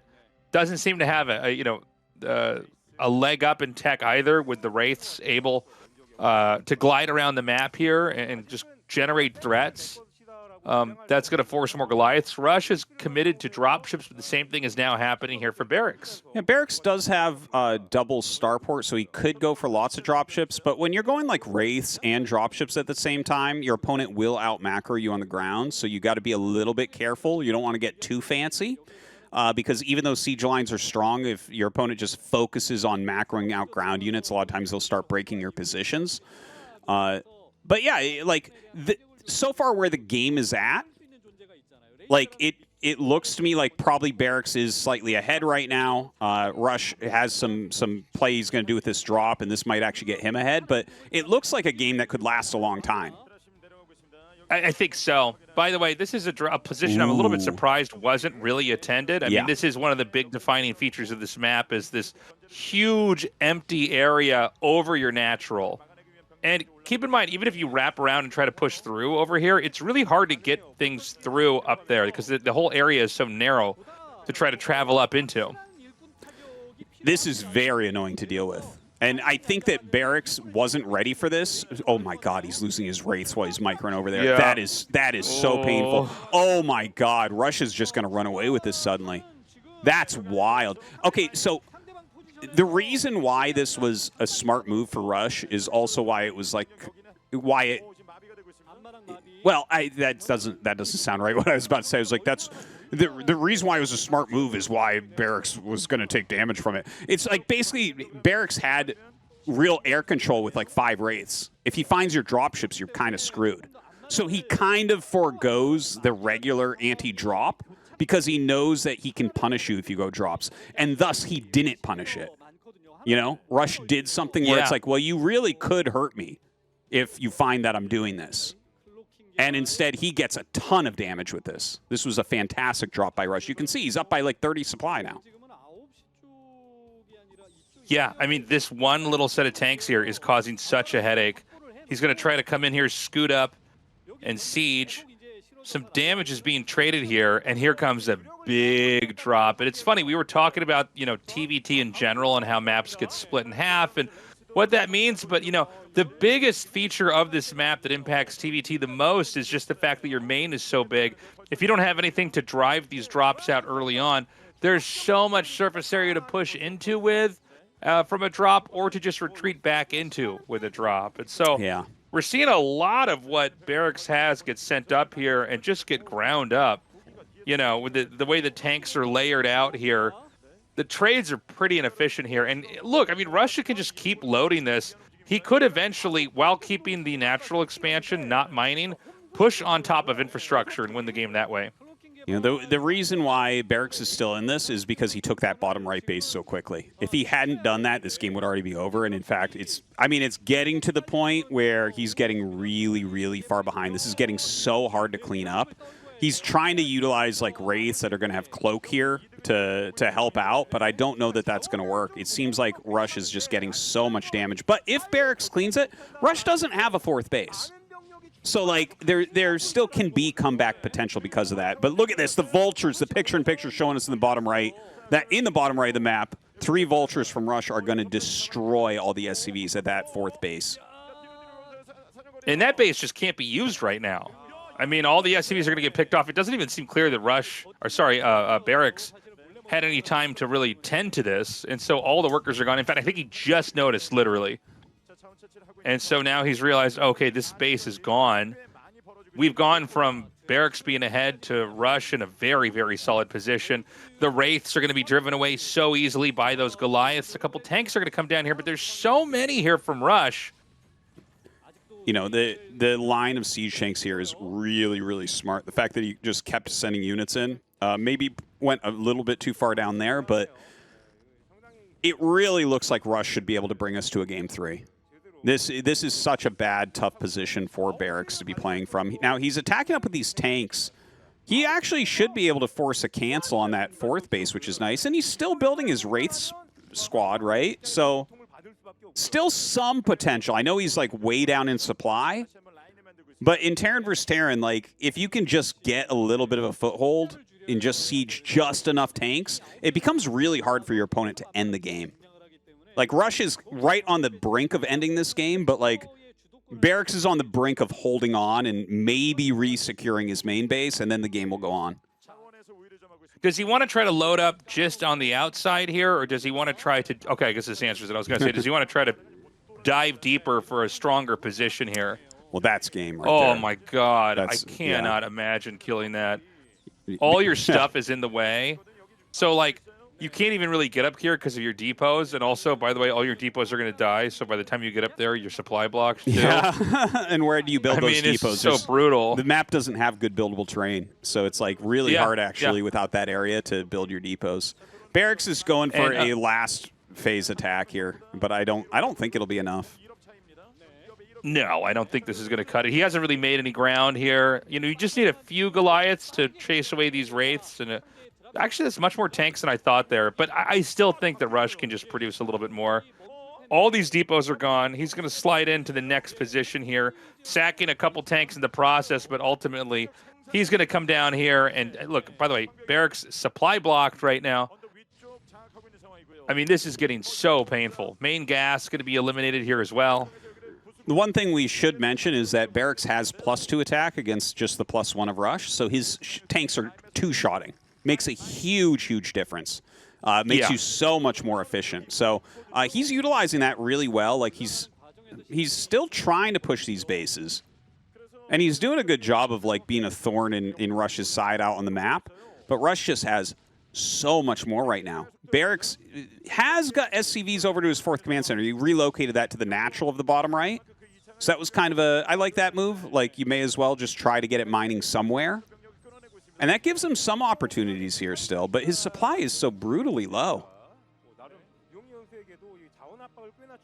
Yeah, there's not a lot of mining here for Rush. You know, I'm kind of appreciating actually just how few resources, I should say, he has here at this 3rd base. It's turned into kind of a scrappy game. You know, each side is struggling in their own unique way. You know, we have an income here for Barracks, but he can't really make that much because he's lost depots. You know, he's going to have to his factories lifted off if he gets pushed any further back over here. So where Rush is bigger, but you know, the few bases he has mining are barely resource rich. Like, he has to get a 4th base up here soon. He really does. I think maybe that's a command center floating up at that 4th base. I'm not really sure what that is. It looks like it is. I thought it might be a Barracks. Yeah, it could be a command center for sure. Yeah, he definitely needs that. He definitely needs that. And, you know, Barracks is, like, making do with very little. He's got 84 supply is so incredibly low in Terran vs. Terran. You know, it's up around 150-ish where you're like, okay, I'm really in this game. So that's definitely making this difficult, but he's got some good positions. He's got the Wraith tank, and you know that can do a lot. But now +2 is done here for Rush, so that's going to help him really a lot on the defense. Yeah, these tanks are shredding the tanks of Rush, though. It's looking very, very scary. The 4th base at 12 o'clock has been retaken here by Rush. It's totally naked, totally exposed, but as long as he's mining from it, he's fine. Similar story here in the bottom right is we're going to see Rush push into Barracks' exposed base and probably massacre a ton of these SCVs. The supply is getting so low right now. Like, he's trying really hard to end mining here. He knows that the mining is really poor for Rush, so maybe he can come back somehow with that. But yeah, Rush has enough to work with. Even if things go wrong, like, he can run around with this army. I love that he has a science vessel in there. Barracks is doing every little thing. Like, he's sieging in really good spots and everything, trying to grind down the units here of Rush. It's just, Rush has destroyed his economy. His economy is gone. He's, like, literally not mining minerals right now.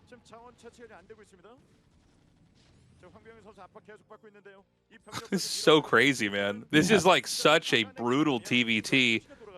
This 6 o'clock base, I think we've almost taken away all the oxygen here for Barracks, because he's not mining literally anywhere.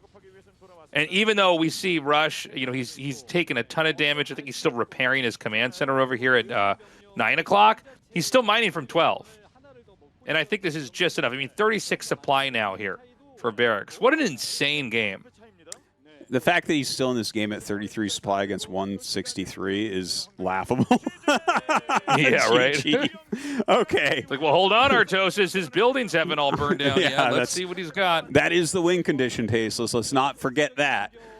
Do you remember when you would play StarCraft for the first few months and people would just like go ahead, you can kill all my buildings, and I'm like, leave. You need to leave. When are people going to figure this out? Just leave when you're dead. When I'm really angry, when I'm losing a ladder game, I will type, fuck you, kill all my buildings, and then I lift everything and act like I'm going to stay, and then I leave. But I want them to have that moment of like, oh, no, not one of these. No, one of these guys. Oh, he's going to hide his buildings? Oh, man. And fire down his barracks over the floating islands and stuff. How did you know it was a Protoss player I was talking about, Tasteless? It's been too many times, man. That's when I finally get to make my scouts, and the guy just doesn't leave the game. I go, all right, I guess I'm going to have to make scouts and shoot down factories and eBays and barracks.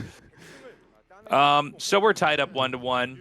And, you know, two very different TVTs. Barracks winning with the Vulture skirmish in game 1. He looked like he was going to be winning that, but Barracks really, you know, didn't invest in too much more than those drops in the main, and that was all he needed. So one more game with these two, and the winner of that is going on to the round of 16.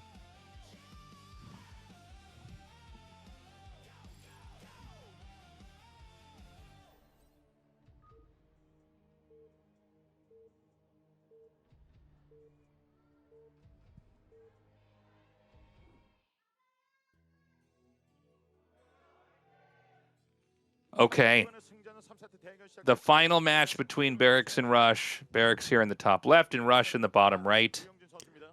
All right. And yeah, let's see what they got.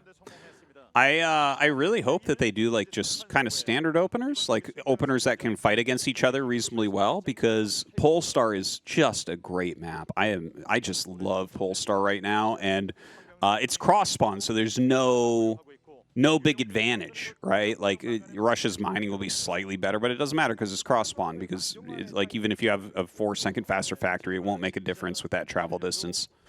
So and we got Zeus there, old school Protoss pro in the audience watching. But yeah, like loving Polestar. Polestar makes really interesting Terran versus Terran games. There's like a lot of choices that you have to make on where you want to expand, how you want to move through the map, what areas you want to control. So looking forward to this, and it's been a pretty interesting series so far between them. Yeah, I really enjoyed game 2. That was really exciting. You know, you don't normally have TVTs that there's that much action going on, and it's not too clear until maybe the last couple minutes who's going to take it. You know, both players winning in very asymmetrical ways. You know, it wasn't about trading out stuff. It's one guy losing workers constantly and then infrastructure, while the other guy's just very low on bases, but kind of managing to get into a position that's more and more complex to untie. Yeah, the idea of going dropship into 2-port Wraith, that can be a nightmare. But he executed it. The Wraiths were out of position, and he got a big advantage there. So good job on Rush. But I would say overall, you look at like these games strategically, without any doubt today, Barracks has come the most prepared. Like strategy-wise, like watching him go speed into siege mode, that's just not something that you see. It's like it's speed into mines into siege mode, so that you have the containment up of the mines already, and then you just walk your tanks across the map, and that's like a very classic way to get an advantage in that position. But the fact that he's like, well, he'll make tanks to counter my tanks, and then I'll have siege mode, and I'll be able to push through everything because he literally can't target my tanks because I have longer range and all these vultures in front of them. What brilliant stuff this guy is doing. And whether it's him or Flash or someone else or some combination of that, like Barracks continues to bring some of the best strategies that we see in ASL. We've also had a lot of games where both players are in very close proximity, and we've had pretty unusual strats that come out there. And so we've kind of gotten to see, you know, when you're this close to each other on some maps where you can punish pretty hard in close spots, how exactly that pans out. Although I guess now that I think about it, the game that Barracks won with the Vultures, he actually was in cross spawns, right? Or was that them both on the right side? Oh gosh. I really put us on the spot I here, was huh? thinking so much about the Metropolis game. So it was on Radeon, Yeah. and let's see, it was bottom. Wait, was it? It was right versus left. I can't remember now, Taste. Yeah, it was cross spawn. You're right. It was top right. It versus was bottom cross left. spawn. Yep. Yeah, because they couldn't have both been on the bottom. Because Rush was on the top right. But yeah, I mean, we've had some pretty, anyways, interesting kind of explosive games. My operating system for StarCraft games is slowed down, Tasteless, but I can't empty my cookies folder or I won't have any information to draw upon. You know what I mean? Like, I've seen so many StarCraft games, I have to, like, it takes a minute to get through them and be like, okay, remember what happened in this game. You know, it's like... My hard drive is completely filled right now. Yeah. It's just... And unfortunately, Okay, this Vulture's... we were born in the 80s, man, so we can't really update our chips. Takes that Vulture out. I don't know that he saw the starport that was over there. He did. Oh, he did see it. Okay. He saw Okay, that. And that's big. Immediately throws down that armory. But even if your opponent knows that it's starport, like, the starport build still does some things all right. Like, it forces Goliaths out, which are the unit that you don't really want to make. You know, you want Vultures, you want tanks. The Goliaths are like, well, they fight okay. It's definitely a good unit. You make it throughout the game. But it's like one of those units that you want to avoid making. So, yeah. And look, yeah, he dives on the Marines, which is generally what you do if you're going Wraith anyways. But, yeah, like, you can still play this all right. You're forcing your opponent into Goliath, so what you'll do is you'll make 1 to 2 Wraiths, and then you'll probably go into 5 factory really quickly to contest ground. And just say, like, yeah, you had to buy, like, maybe 3 Goliaths, 1 with your army and 1 at each mineral line or something like that. I love the tank plugging up the entrance over here. The 3 barracks is going to make it impossible with the tank there to shield the entrance like a door. You can't run Vultures in there. So we've got the Wraiths coming up now. Now, you know, 1 Wraith doesn't do that much damage, but it's got to be dealt with pretty quickly. So we're going to have Goliaths come out here soon with the armory being done. And in the meantime, there's some factories being added by Rush. I'd imagine he's going to get an academy really quickly here as well. There it is. And, you know, probably he'll just run up to 5 factories as quick as possible. Now, the second add-on there from Barracks is kind of interesting. Like, he's trying to keep as low a Goliath count as possible. I think he's going to go heavily into tanks and maybe just take a 3rd base. That kind of looks like what he wants to do. But you do have to be a little bit careful. If you don't add any factories, like if he tries to play this as 2 factory into 3rd base, and Rush goes up to the standard 5 factory, it's a little bit tough to hold on as Barracks. It could be doable, but Rush might find a way in.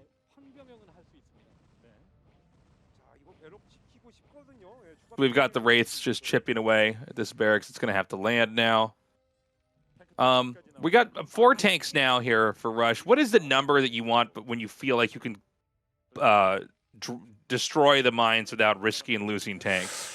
Ooh, well, if you have siege mode, like, siege mode fires really quickly, and, like, if a mine pops up, they'll blast it. But, like, there's little tricks against that. So, like, if you think your opponent's going to try to clear without detection, you can, like, stack, like, 3 mines right next to each other, and it's really hard for them to kill all that as it triggers. Yeah, I've seen that. Yeah, so, like, you know, normally what I would do, like, if I have a Marine, let's say, is, like, siege up and then push the Marine forward like a couple steps at a time and then just try to blow up mines like that. So, like, I would say it has more to do with having siege mode. You don't really want to attack move tanks. Their tracking is kind of funny. When the mine pops up, it's hard for a tank to actually track it and shoot it before it hits. Vultures and Goliaths do much better at that, especially Goliaths. Goliaths have, like, instant tracking. It's crazy. Yeah, they fire. They just target stuff, like, immediately. Yeah. So Barracks is going to move out now. This is as the mine clear is happening. Keep in mind, we could see Barracks try to come in here and maybe even plant mines right in front of tanks. Rush is backing up. He's regrouping, adding more Vultures to the group, but now the Vultures are separating. This would be an amazing moment for Rush to come in here and pounce on those tanks that are completely isolated. Well, he does see the vultures. He sees the vultures over there. And we saw a little scan as well. Barracks does have kind of an interesting position where he might be able to run down. Oh, my God. This is kind of crazy. Okay, he sees it. This is really important. You can hit the minerals from over there. So, like, this is an important moment. Barracks just got a great position. Oh, there's no siege mode yet. There's no siege mode here for Rush again. Oh, what? Uh-oh, Tasteless. Yeah, clearly it's upgrading. What? Oh, no. I guess he was too greedy. He wanted to just get the siege mode as late as possible. Yeah. But, you know, when this happens and they have siege and they push you, now you're sacrificing too much. Dude, are we going to see Barracks win this? Yes. And actually Rush goes to... That's so insane. I really put Barracks as the least likely to get out of this group. I really felt that. Yeah. I mean, it's a reasonable take. You look at the other players. But if Barracks just sieges in a line and keeps his own floating barracks in front, he wins this. Like, you just do not unsiege. Siege everything. Have your vultures ready to run in because he's going to pull everything and go at some point. Okay, he's trying to slowly break these tanks, which I feel like you got to actually just pull your SCVs, put them in front, unsiege everything, and move forward. It's not a bad... he's not doing poorly on it right now. Like, he's kind of killed some tanks. Okay, here he goes. He's going for the actual move here. Barracks should crush this. Yeah, he's going to get these mines right up here at the bottom one. One tank at the top is just too far forward. It's going to be taking out mines with a double kill onto that tank. And it seems like we can just have Barracks retreat back into a comfortable position. In fact, it's still an overextended rush up here, trading blows on the tanks. Barracks really is rising, Tasteless. Like, we've seen it for seasons now. We've seen it's been... Like, at first, he wasn't qualifying every season, and then he was always out in round of 24 as an easy pick. And then we started to see him, you know, round of 16 every season, and now he's really entering this area of, like, is he the new round of 8 guy? Like, Rush and Light are generally the two Terrans that make round of 8, but, like, at this point, you know, Barracks is new, fresh blood. Look at how well he's doing. Out-strategizing everyone. His macro's great. He stays calm the whole time. It's amazing. Look at this. He even gets the one vulture up here. He's going to plant the mine. Oh, my God. Yeah. Oh, it looks like it was actually killed off there. Now, this... maybe Rush is still in this. Yeah. Well, that's...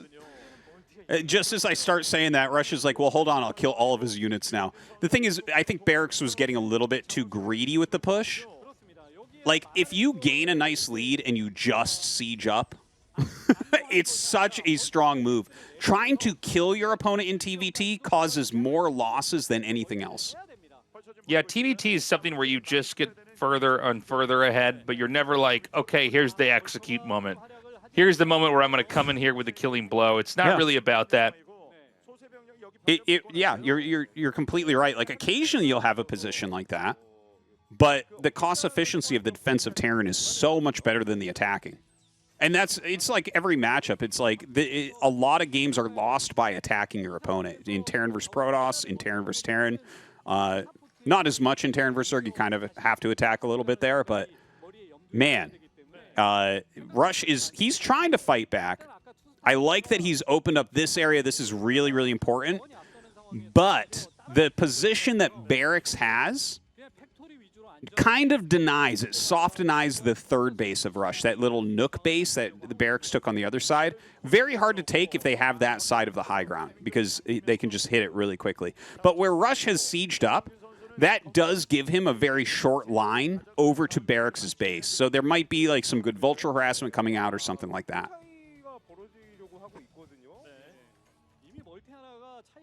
So Rush taking his third base finally. In a little bit of a flimsy position. Center control coming here from Barracks, who's now... He's got this entire map cut up with mines. So there's no real way for Rush to kind of navigate through this without with a surprise, I should say. And it seems like, for now, Barracks is just going to be close to the center and then try to, you know, see which way the wind blows, maybe, as far as the tank positioning, and try to attack in somewhere else. I'm sure there's a spot right now that he can move through for some sort of damage. Like, Rush has really extended himself at 112 supply to be that far out on the map right now. Like, he probably has a weak point. I think it's down closer to his natural.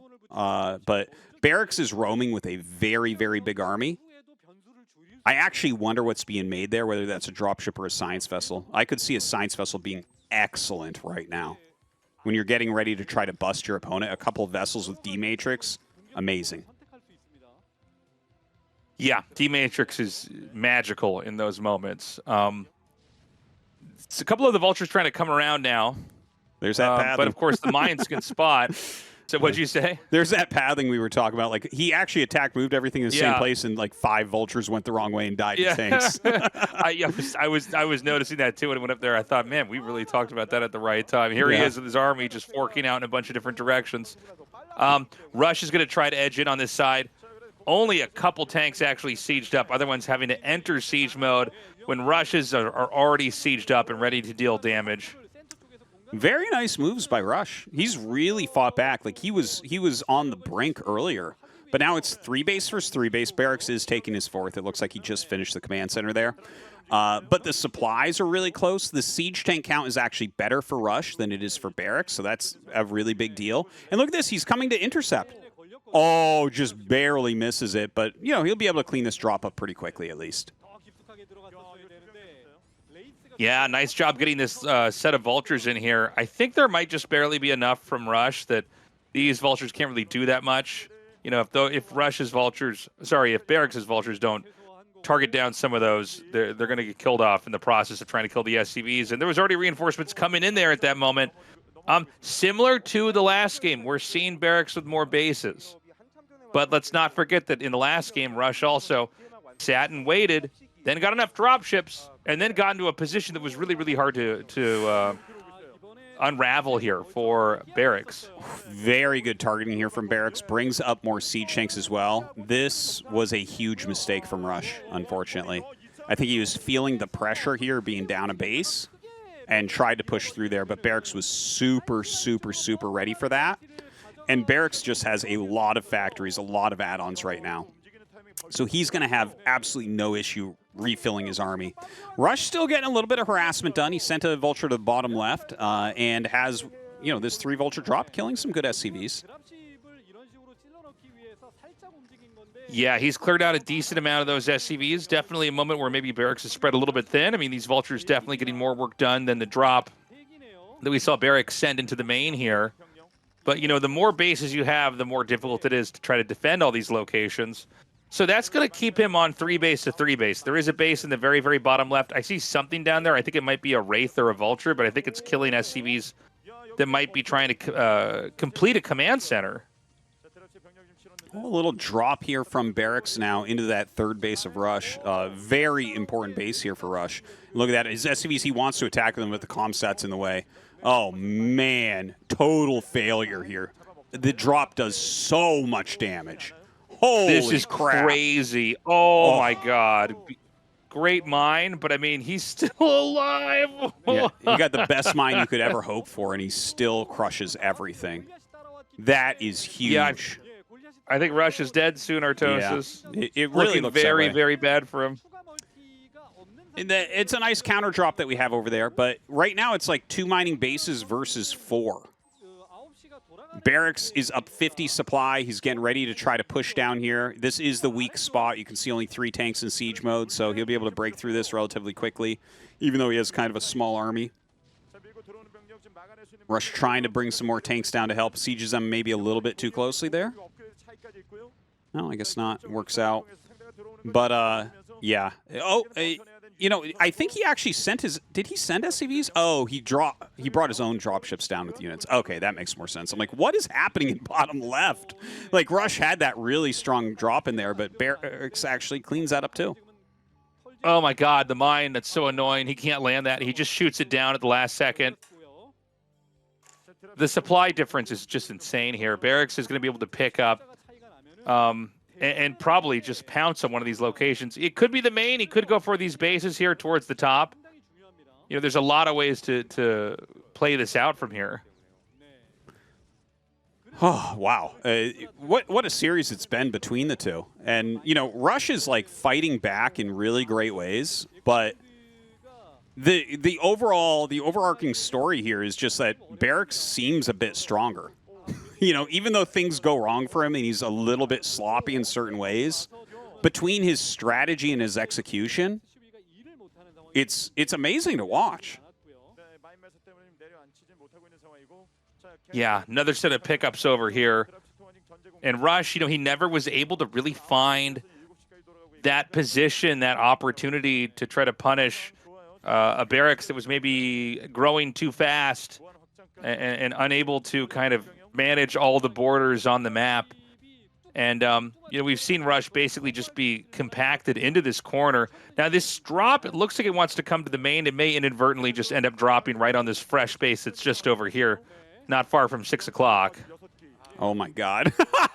Right over the Goliath, right over the Wraiths. No issue here. Barracks is going to get a lot of siege tanks down. This is going to be kind of gross to clean up, even though it's like a little bit sloppy. They aren't lined up all that well. Rush is bringing back tanks quickly. Anything that slows them down, it's almost like a recall when Protoss is way ahead, where it's like, yeah, you'll clean that up. It's not going to kill your base, but it's buying this like huge tempo advantage where Rush is like, okay, now I have to clean this up, and Barracks is, you know, transferring more SCVs, making more command centers, setting up another Terran recall here. Yeah, you know, it's a lot of work to push into anything, and when they're just sitting inside of all your infrastructure, all these important buildings that you need, then it really forces you to try to come clean it up quickly, and that can result in overextensions, and you're bleeding stuff off. And, of course, you're not out on the map doing anything else. Very, very impressive. Rush has very little going on right now. You know, his command center is actually under attack, the one that's trying to take that third base location. He's trying to get some of his own attacks off still, which I do appreciate, because you're definitely not going to win by only defending here. You got to get in there and mix it up. His tanks are actually deciding to attack missile turrets, so that's unfortunate. Sometimes that happens. But he will end up actually dealing some significant damage over at this base. Yeah, the SCVs, I mean, look, if these tanks and vultures aren't kited, the SCVs will win. And it didn't seem like Rush was in a position where he could actually micromanage that. He's been too busy trying to sweep up the rest of these vultures that are hiding out in the main. And we've got another drop coming in. He might just drop right on top of the tanks. He has a lot of options. He could drop on the tanks. He could try to hit a different position. Even some of these defensive spots with the tanks, if you attack in and drop on them in the same time, you can eliminate them. The thing is, if he trades, even cost inefficiently, just if he consistently trades, he should be able to take it. But if he lets a critical mass get together from Rush, that's going to be a mistake. I mean, Rush is looking really weak, Tastosis. Yep. I think we are very close to the end of this game. Another big drop. Let's not forget how the ones that happened here before went. Oh, this spot might be even better. Whew. A lot of SCV death here, without question. Yeah. And GG. Wow. Barracks wins Group A that had Sulki effort and Rush in it. How do you feel about that, Tastosis? How are your predictions looking now? My predictions are in shambles, Tastosis. My predictions are literally shaking right now. I can't believe he played that well. This is so crazy. So we've got Rush, Effort, and Sulki fighting for that final spot, which means two of those three players are going to get knocked out. Meanwhile, Barracks, one of our Terrans here, survives into the round of 8. Wow. Dude, I'm really What an interesting player to put in that spot. Everybody thought we were going to have Sulki come through here, maybe Rush in an upset. Instead, it was going to be the underdog all along. Barracks, clearly, we got to just level this guy up in our minds. At least I do. I think Tastosis knows where his skill's at. I think I'm used to the old Barracks of the past, but this is a new, upgraded Barracks. So, yeah, man, crazy stuff. It's taken a while, but we really do have a new generation of players coming out. Like, we really do. That's true. You know, it's slow goings because the game is... I mean, this is the hardest game ever made. It's insane how long it takes to become a professional at this game. It's literally not worth it. You know, in any metric, it's not worth it. You just have to just love it and be obsessed to do it. But like, we're seeing people like, you know, Rush started rising up in like ASL Season 4 or 5. right? And we're in 20 and we keep talking about how he should win a championship eventually. But now we have Barracks rising up, and it's like, well, damn, man. Like, this is going to be one of these guys that, like, I really think we're going to just be like, yeah, he's a round of 8er, you know? Whereas we have other guys that were round of 8ers. It's like Action didn't even make it in this season, you know? A much older player. You're so right that we just have a new generation of players. We still have some of the old generation, you know. We still have a Bisu or an Effort who are competing here, who are sometimes super viable. Even for me, getting used to how good Soma was, or Hero, or some of these guys. I'm like, I mean, I know they were all around before, but these were not the same people. And, you know, we've seen how much speed has improved, or Barracks. I mean, we're continuing to have more and more good players come up. I think we're going to jump over to the interview, see how Barracks is feeling about this big win. You're watching Group A of the round of 16 of ASL Season 20. This is the beginning of the round of 16 as we have our very first player through to the quarterfinals. It's Barracks. Congratulations. Thank you. You advanced in first place today and you're back in the quarterfinals after 2 seasons, with your last time being Season 18. How are you feeling? For starters, this was a really tough group. I wasn't feeling that confident, but actually getting as much practice as I did, my hands were working well. Hard work pays off, it seems. I think that's it. Right. Despite you expecting this to be difficult, you are the very first player through. From start to finish, you played an aggressive Terran style. What did you focus on in particular when preparing for today? In any case, this is a tournament, and the way things are, you got to be ready to play impromptu. I practiced a lot, and I figured out how to think on the fly. I had to adapt today because the situations were different from what I practiced. I see you keep underlying the importance of preparation. In the first game against SoulKey, you executed a brilliant timing attack, striking him at his weakest. Could you talk about that, please? I had a number of builds prepared. As I kept playing versus Zerg yesterday, BTS also recommended me a build, and then Calm took a look into the fine details of it. It was one of those details that let me win. I gotta thank him for that. Words of thanks coming out too, I see. In sets 2 and 3 of the winners match, you opted for Siege upgrade first. Do you think that's good? Is there a reason behind doing that? The thing I had prepared was entirely different, but I improvised and decided to be aggressive. I felt it would work. I managed to pull him into fights a few times. With a bit of luck, it just ended up working. Both times it worked, despite being an impromptu decision. You've already thrown out mentions, but I'm sure a lot of colleagues helped you practice. Please address them, as well as the fans who lent you their support. First and foremost, for helping me practice, Soma, Action, Hero, BTS, Calm, and TY, and Mind. They helped me prepare. I genuinely practiced a lot, so big thanks to them.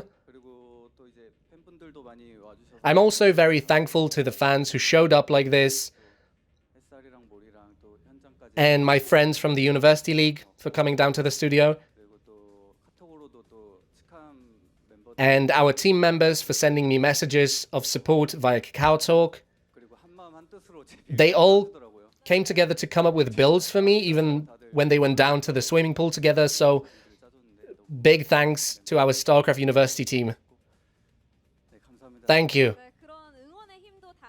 This is the power of support. And that does it for our interview with Barracks, the first player through to the round of 8. Once more, congratulations on making the quarterfinals. Thank you.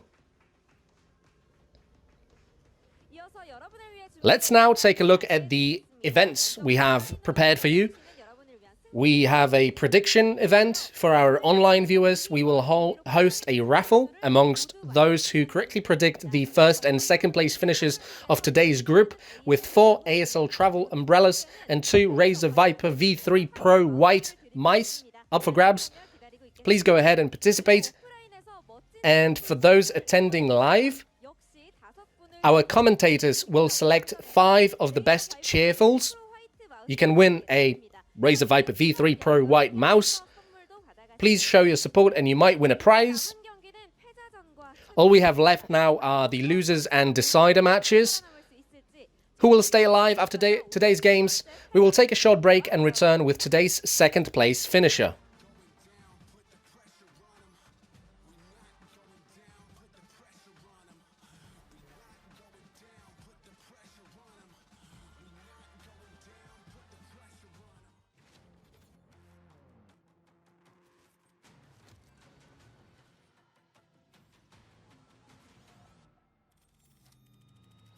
Made for the best. Made for who you can be.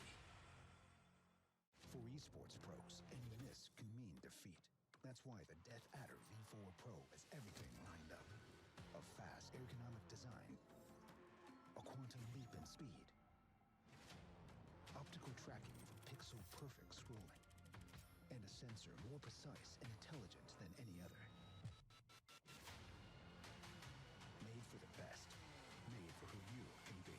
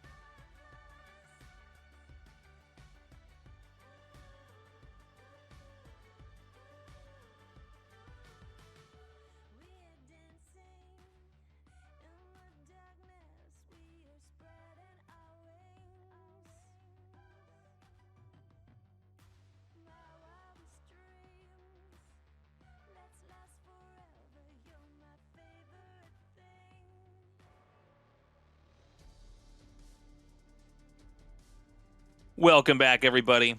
It's time to go into our ZVZ. This upcoming match could get crazy. It is very possible that SoulKey would be eliminated here. It is very possible.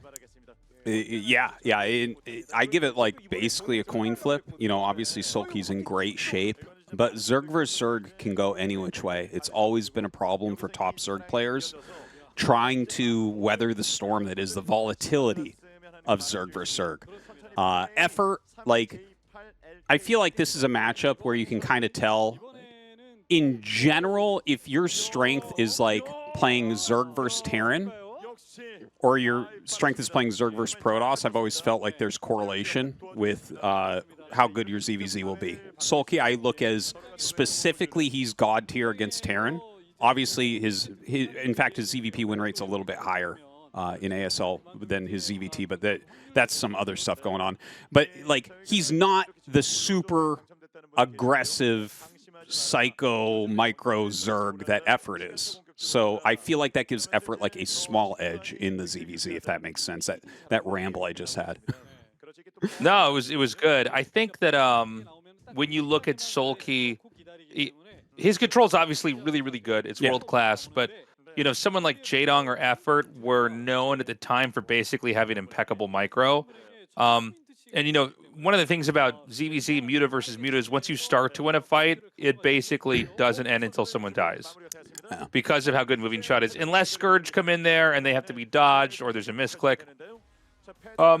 So I think SoulKey's a great planner, but he's the kind of guy that needs, I think, more tools at his disposal to really be the punishing, exploitative player that he is. Where I think Effort plays a really good ZVZ with very narrow margins.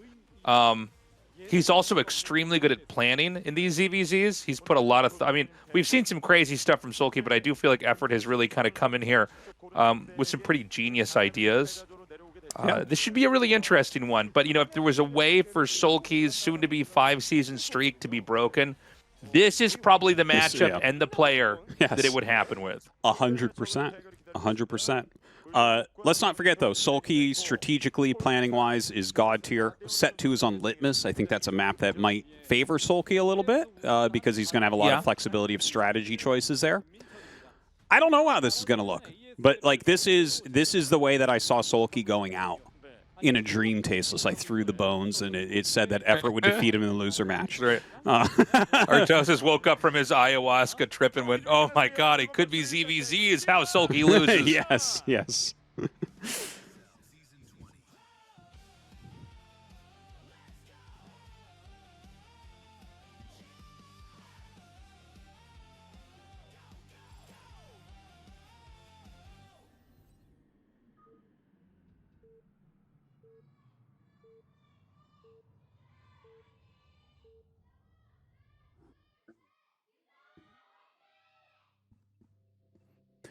Okay, SoulKey in the bottom right, Effort in the top left. This is a 4-spawn map. It's very important in ZVZ because you don't have that many workers in this. So a lot of times you're scouting with just overlords alone, which means there is a lot of ambiguity about what is going to be made or can be made. Versus, let's say that you both, it's just a 2-player spawn map. Well, then there's a lot more of other games that can be applied here that can be very tricky. That is a funny thing that we're more likely to get a crazy strategic game on a 2-player map. Because normally that's the opposite in other matchups because like you know where your opponent is, so you can just time your scout how you want it. Whereas it's like, well, we only scout with overlords here because it's too valuable. Anything else? But yeah, you know, I'm trying to. Well, hold on. We actually have, this is a 9 pool from Effort. Okay, so he is going for the very quick pool, but they're cross spawn, so it might be a little bit difficult to make this work even against Hatchery first. Like SoulKey will have some chances, I would say, to block this. He has made an extractor. We're going to see if he cancels it. He does go for the cancel. Oh, and SoulKey actually just goes for like a pool, like what is this, a 10 pool on after it's like after the 11 overlord pool. Yeah, something like that. So he made 2 more drones and a third and throws the pool down. Yeah, which this is better versus what Effort's doing because That's right. Effort is doing the same thing but got it earlier, which means he has less drones. Yeah, that's so that is like an advantage to SoulKey. Now, obviously, there's like there's a certain amount of skill in trying to mind game your opponent, but there's luck as well. You know, you don't know what they're going to do. As no matter how hard you think you might know, at the end of the day, it's just like a guess as to what your opponent will open up with. So SoulKey has an advantage with this build. It doesn't mean that the game is over or anything like that. And this is a very tricky move from Effort. Look at this planning, Tasteless. Dude, I almost brought this up, and I felt like I had a couple times where I mentioned this idea, and it never happens, and I thought, okay, I'm just going to stop doing it because I'm going to sound insane. But I have seen Effort hide bases ZVZ. Yeah. And, you know, they're in cross spawns. They still don't know what builds each other are doing. You're going to see Lings out early, right, without knowing, okay, is Ling's speed being upgraded? Is it a fast layer? When in reality, it's going to be a quiet hidden hatchery here. In the center left, it's not so far out that it can be, it will necessarily be scouted accidentally. At the same time, it's close enough. It could be defended somewhat easily. I think but, it's, you know, this is, it's out of Overlord trajectory range, excuse me, at least for now. Although we do see that Sulki's setting his Overlord that pathed through the bottom left. It's now headed northbound. So maybe that Overlord goes over that. Let's see. That's really interesting because I thought that this would be a very unlikely place to scout, but he might catch the edge of the creep with the Overlord. And if he does, that's going to ruin a lot of Effort's strategy here. And this might be set up because he knows that the way the Overlords scout, they're more likely to just barely get the image of creep and then go somewhere else. But now this creep is going to be, yeah, he should see it. Does he notice it, though? That we got to see.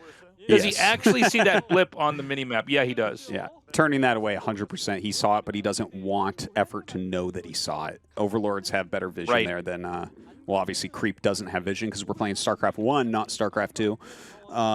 And, you know, that's going to allow SoulKey probably to just smash Effort here. Oh, that's funny. He was trying to dodge this Overlord.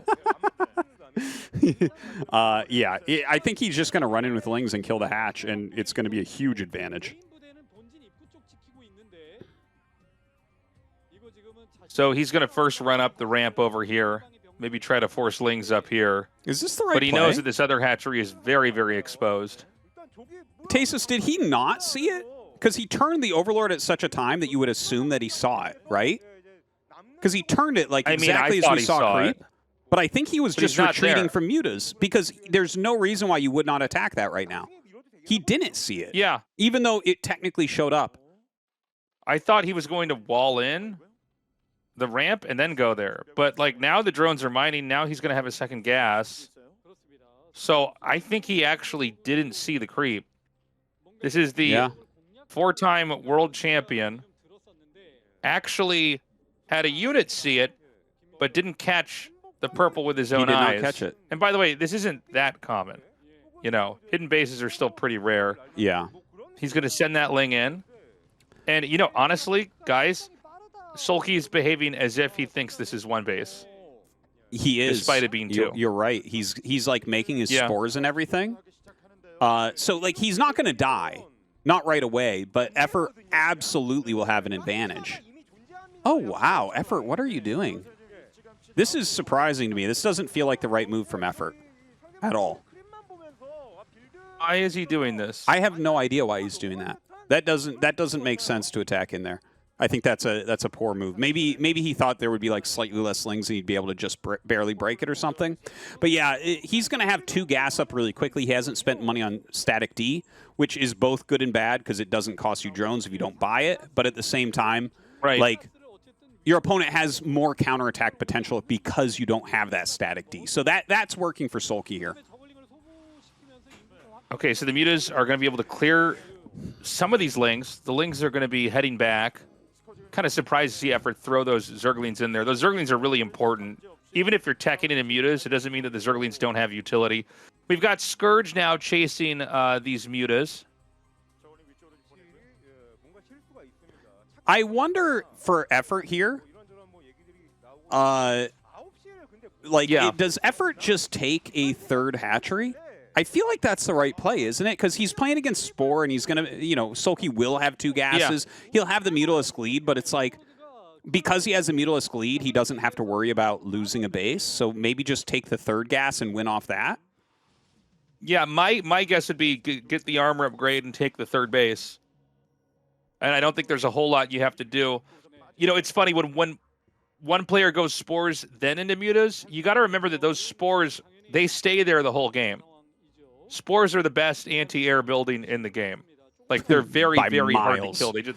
They're insane. Like, when I see stuff like that, I'm like, well, I can never attack that with anything air to ground. Like, I just have to, you know, the whole base is off limits if there's one spore over there. It does not compare to a cannon or a turret, or a cannon combined with a turret. Like, a spore is just better. So, you know, that does mean that one guy can defend and counterattack. The other guy, a lot of times, has to know that he can put the pressure on. But once that's off, he has to defend, or there's a risk that when he leaves his base, someone like SoulKey comes in and kills every single drone, because there is no spores. I think SoulKey here is learning that there's more mutas than he expects, because he should not actually be doing this. I think he's like, his brain is telling him that he's supposed to have more now, and he just does not. Yeah, he's got to be so confused about this right now. We're seeing the mutas come in there, even attacking the spore. Something the caster's all warned about never doing, but here we are. But you're right, he's got such a muta lead. I think that SoulKey is completely perplexed by what's happening. The Lings are going to counterattack here. There are Lings over here at the ramp, so they should be able to plug this up. It's quite a bit of Lings, though, from SoulKey trying to get in here.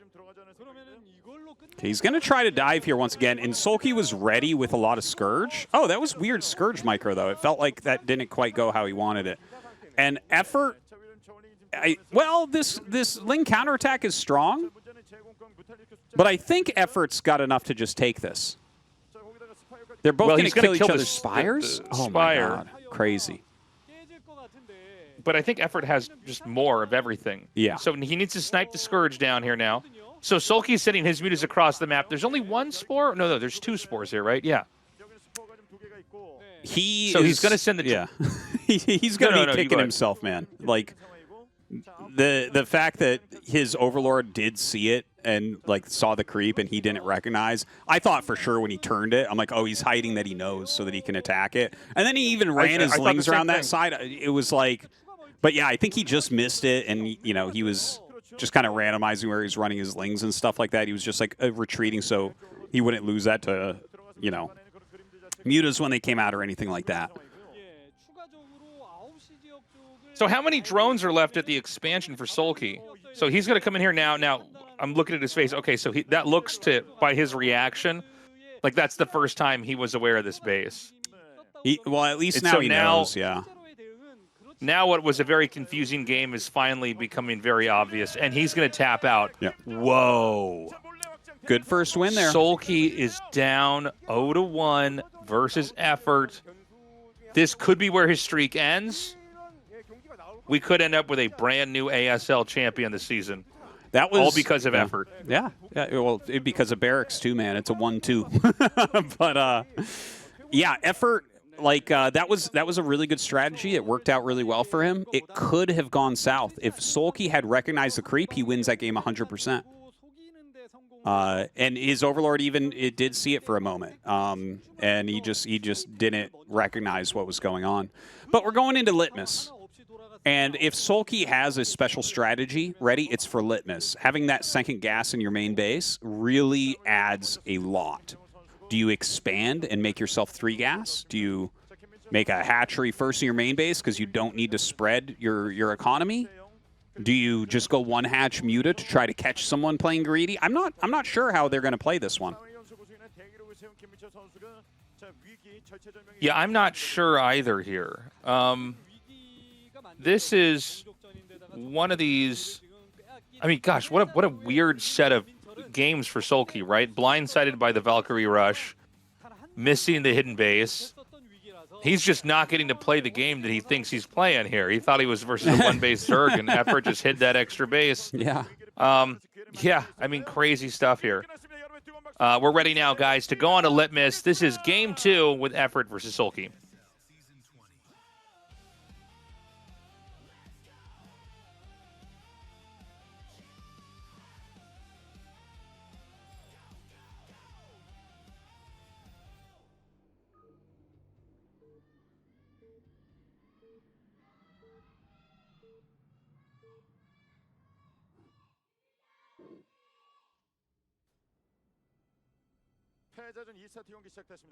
Okay, SoulKey on the bottom and Effort on the top. So this is a map where you know each other's spawns, which does allow for some Ling, not run-bys. I guess they run around the Overlord. You end up with a false sense of security and thinking you'd see the Lings coming at you. Don't know if it's going to happen here, but let's see.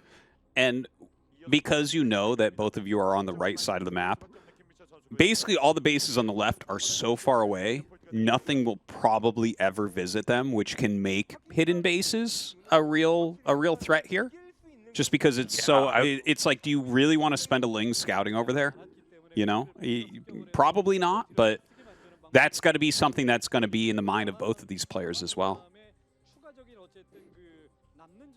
Yeah, it's a good point, Artosis. Like, I can't imagine we'd have a second hidden base in a ZVZ, but, like, you never know, dude.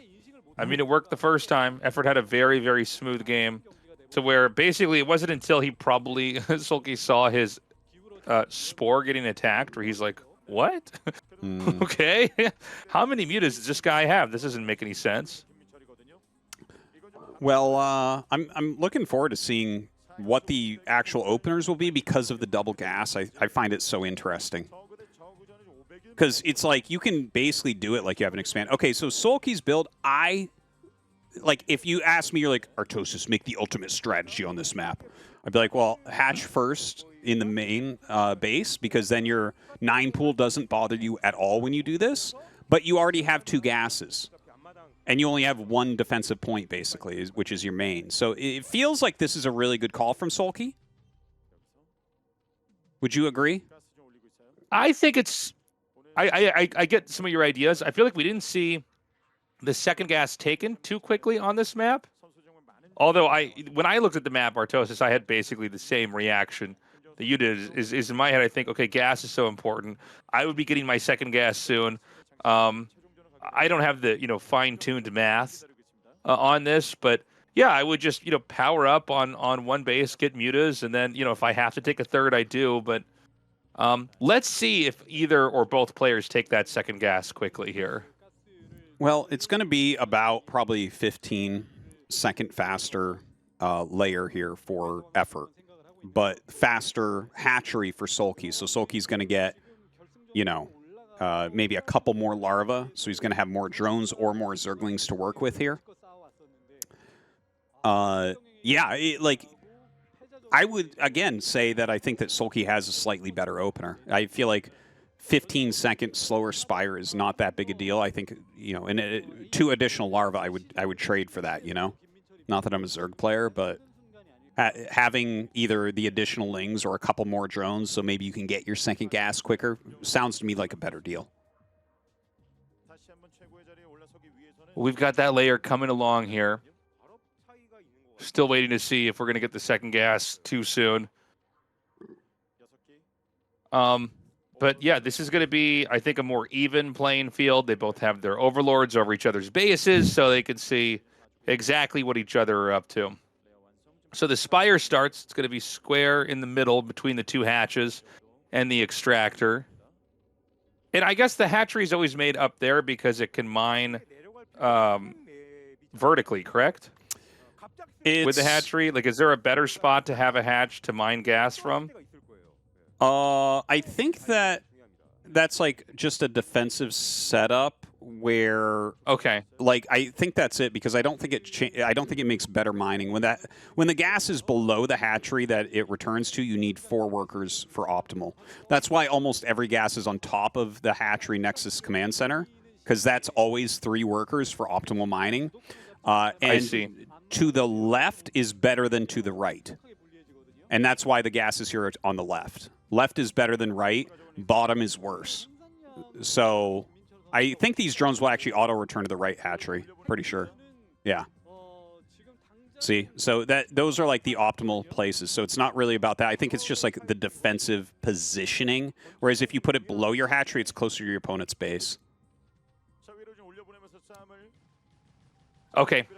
We've got these Lings hitting up here. And it seems like effort has not quite enough unless he has a few more Lings hatch over here. The trades are looking pretty brutal. There's a sunk that's about to finish. There's that second gas. Kind of a funny way that these drones are going to mine. He's going to go for the drill. Now, there are 2 gases to drone drill from. Oh, that was a great drill there by Effort. That was. He That loses was much better than Heroes drilling. well, he's gonna. You and I are he's better gonna than clear. that. Yeah, that was painful. And so he holds. The Lings maybe should not have dove in there. I don't know how many drones were killed exactly. And now we're in this arms race. We saw Scourge hatching on one side, Mutas on the other. And you can see the Overlords are following the retreating Overlords because he wants to get kills on this. If he can take this out before the Scourge get here, it's going to be huge. This number of Mutas can one-shot a Scourge as well here, so we got to watch the control here carefully. Yeah, 3 times 9 is 18, so yeah, just watch out for that. I got made fun of so much for that, Tastosis, you have no idea. I knew it was coming, too. It was just a whole day on my stream of that.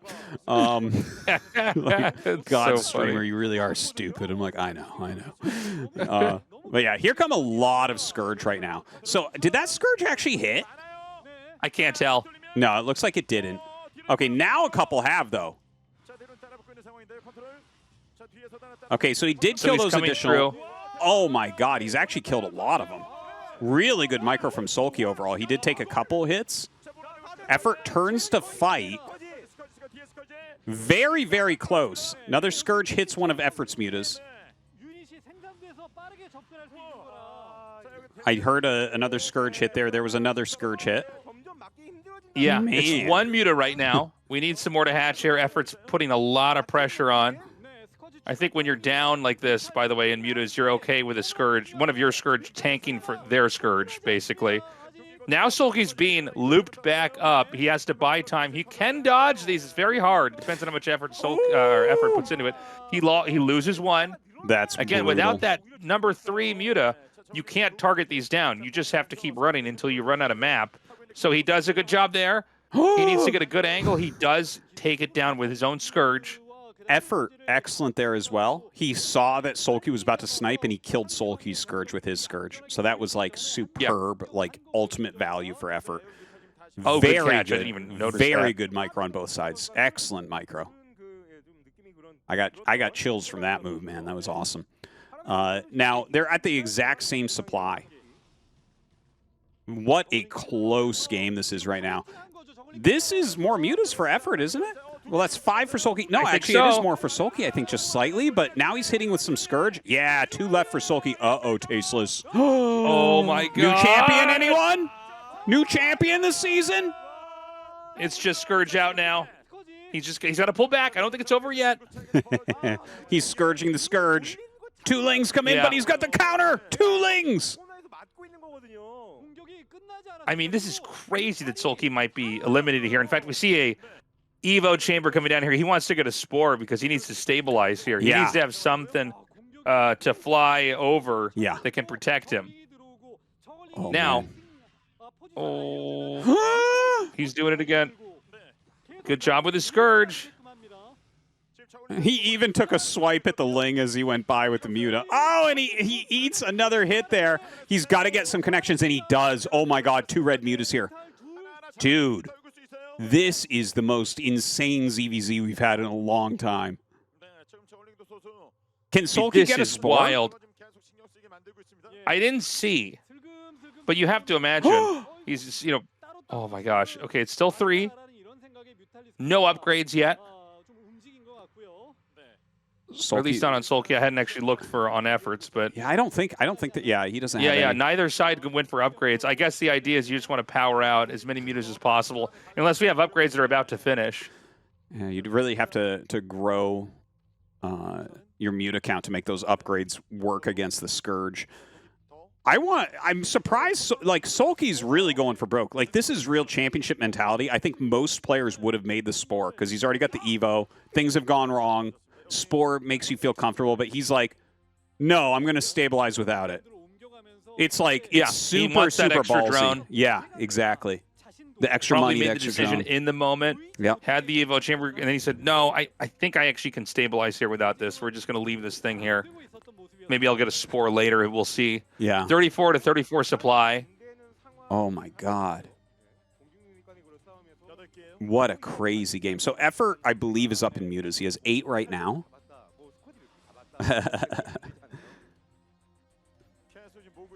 Oh my God. Okay. Oh, he did that to get another unit there. He made a building and canceled it out.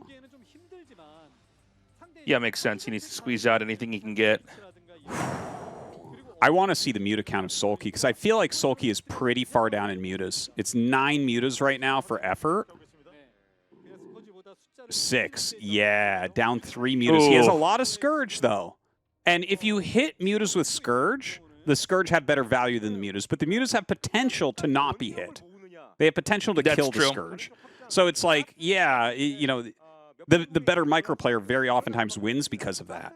But the Scourge can actually provide that insane value. 1 Scourge brings a muta to 10 health.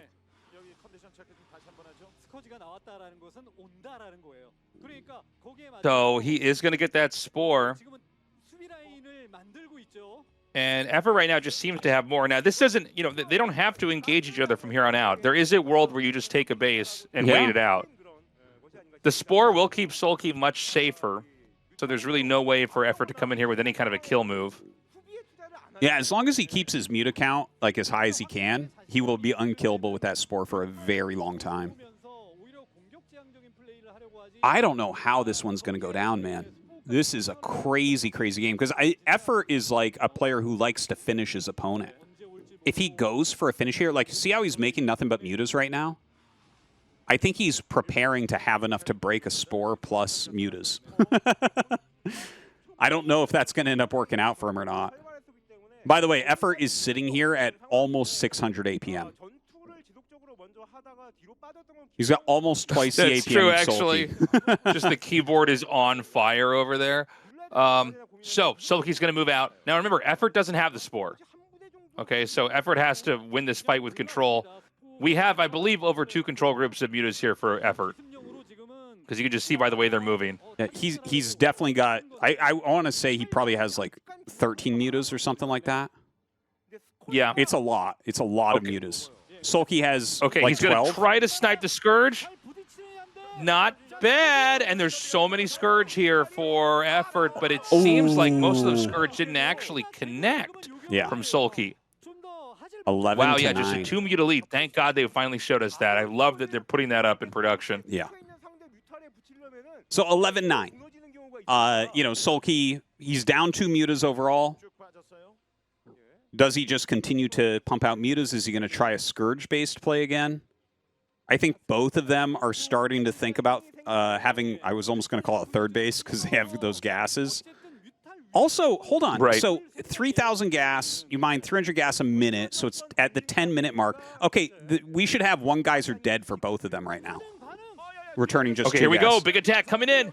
The Scourge, are they a little bit too late? I think that Effort actually has the higher muta count. The SoulKey's muta count is dropping. And now they probably won't be able to get back home with moving shot. That's it. And that is usually where you see someone tap out. GG. And that was the moment, Tasteless, when SoulKey did not win his 5th ASL in a row. What it took was a legendary Zerg player to take him down, and a great build from Barracks as well, of course. Great job from Effort. He'll go to the final match, but that is the upset. Everyone's been talking about this for so many seasons now. Is SoulKey going to win another? And finally we can answer no. 2 weak in the mirror matchup, and you know it's a haunting loss as well because he saw the creep, so it wasn't like it was just his ability alone. Yeah. You know, Effort is a very tricky ZVZ player, so the fact that the Overlord did brush up with vision over that purple creep, and we saw it get clicked on and pulled away. Maybe he hotkeys it. I don't know his setup, but you know what I'm saying? Like, it's one of those things you probably got to be checking for everything. And he just wasn't quite doing that. So, you know, almost unimaginable to have a 4-time world champion lose in a game where he actually did have vision of a hidden base and didn't register it in his mind or look for it with his eyes. Yeah, and you know, it's just the very edge. You have to literally go over there and look. It's not even going to really show up on the mini-map because it's right on the edge of Fog of War. So, a tough situation. He ends up losing. We're going to go to a quick commercial break. When we come back, the final match, Effort versus Rush.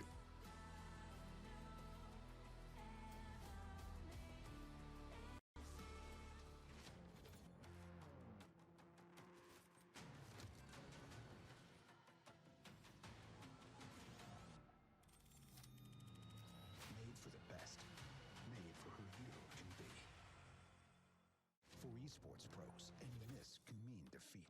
That's why the Death Adder V4 Pro has everything lined up. A fast, ergonomic design, a quantum leap in speed, optical tracking for pixel-perfect scrolling, and a sensor more precise and intelligent than any other. Made for the best, made for who you can be.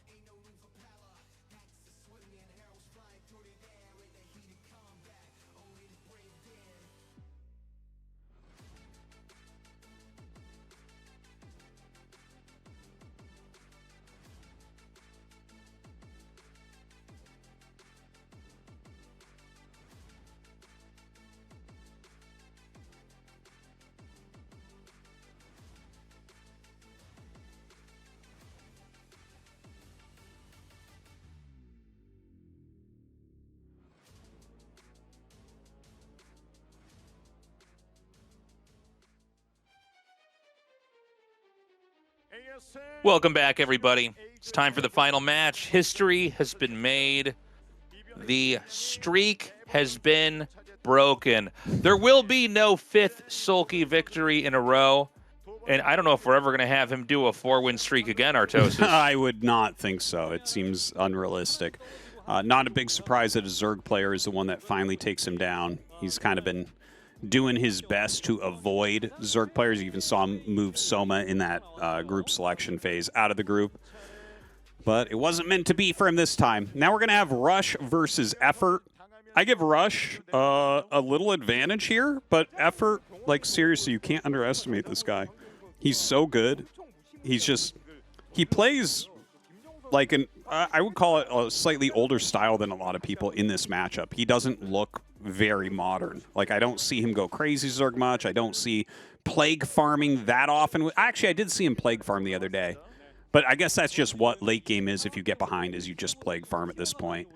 But yeah, like, he's really good, man. And I think he definitely has some chances here against Rush. Yeah, I think... and I think if you beat Sulki, you should just be put in the round of 8, don't you? I think we just give him the trophy right now. I think you are probably right in that his style is still a little bit old. He's kind of stayed true to his original form, but it's definitely been working. I do think this is going to be a Rush-favored matchup, but I don't know, man. Let's see. I mean, Effort had some pretty crappy stuff to beat Sulki. You know he had to have something planned here versus Terran. Let's see what it is. We're going to go to map 1 here on Metropolis.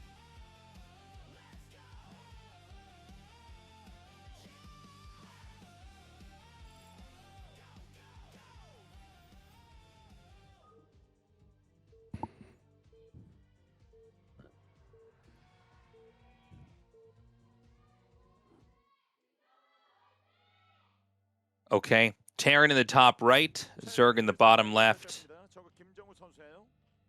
And we're going to have, you know, this map that, again, the mains are huge. The areas behind the naturals are massive. I don't know how much of a role this plays in TVZ or ZVT. I mean, it feels like there's always going to be a situation where you do want to watch out for this. But do Zerg really go for mass drops against Terran? I feel like I don't see it at all anymore. No, it's not very common. It kind of went away, right? It's really not common at all. I mean, some players will mix it in sometimes. At the pro level, it's mostly Shine that will mix it in, not really anyone else. Occasionally there are one-off builds and everything. The one thing is, though, don't forget, like, Terran drops Zerg. Like, this is a matchup where there's a lot of dropships that can be utilized. And so having these really wide main bases where you can kind of get drops in, or even drops behind the minerals at the natural, I think the onus is a little bit more on Zerg for blocking those drops. You know, everything is there. Like, there's very good choke points. It's hard to attack bases as Terran, but yeah, the dropship play is very important on this map. And so that's going to be a major factor if the Zerg takes another main or something like that. What about the areas behind the naturals that seem quite open? It feels like Terran can fill that up with turrets.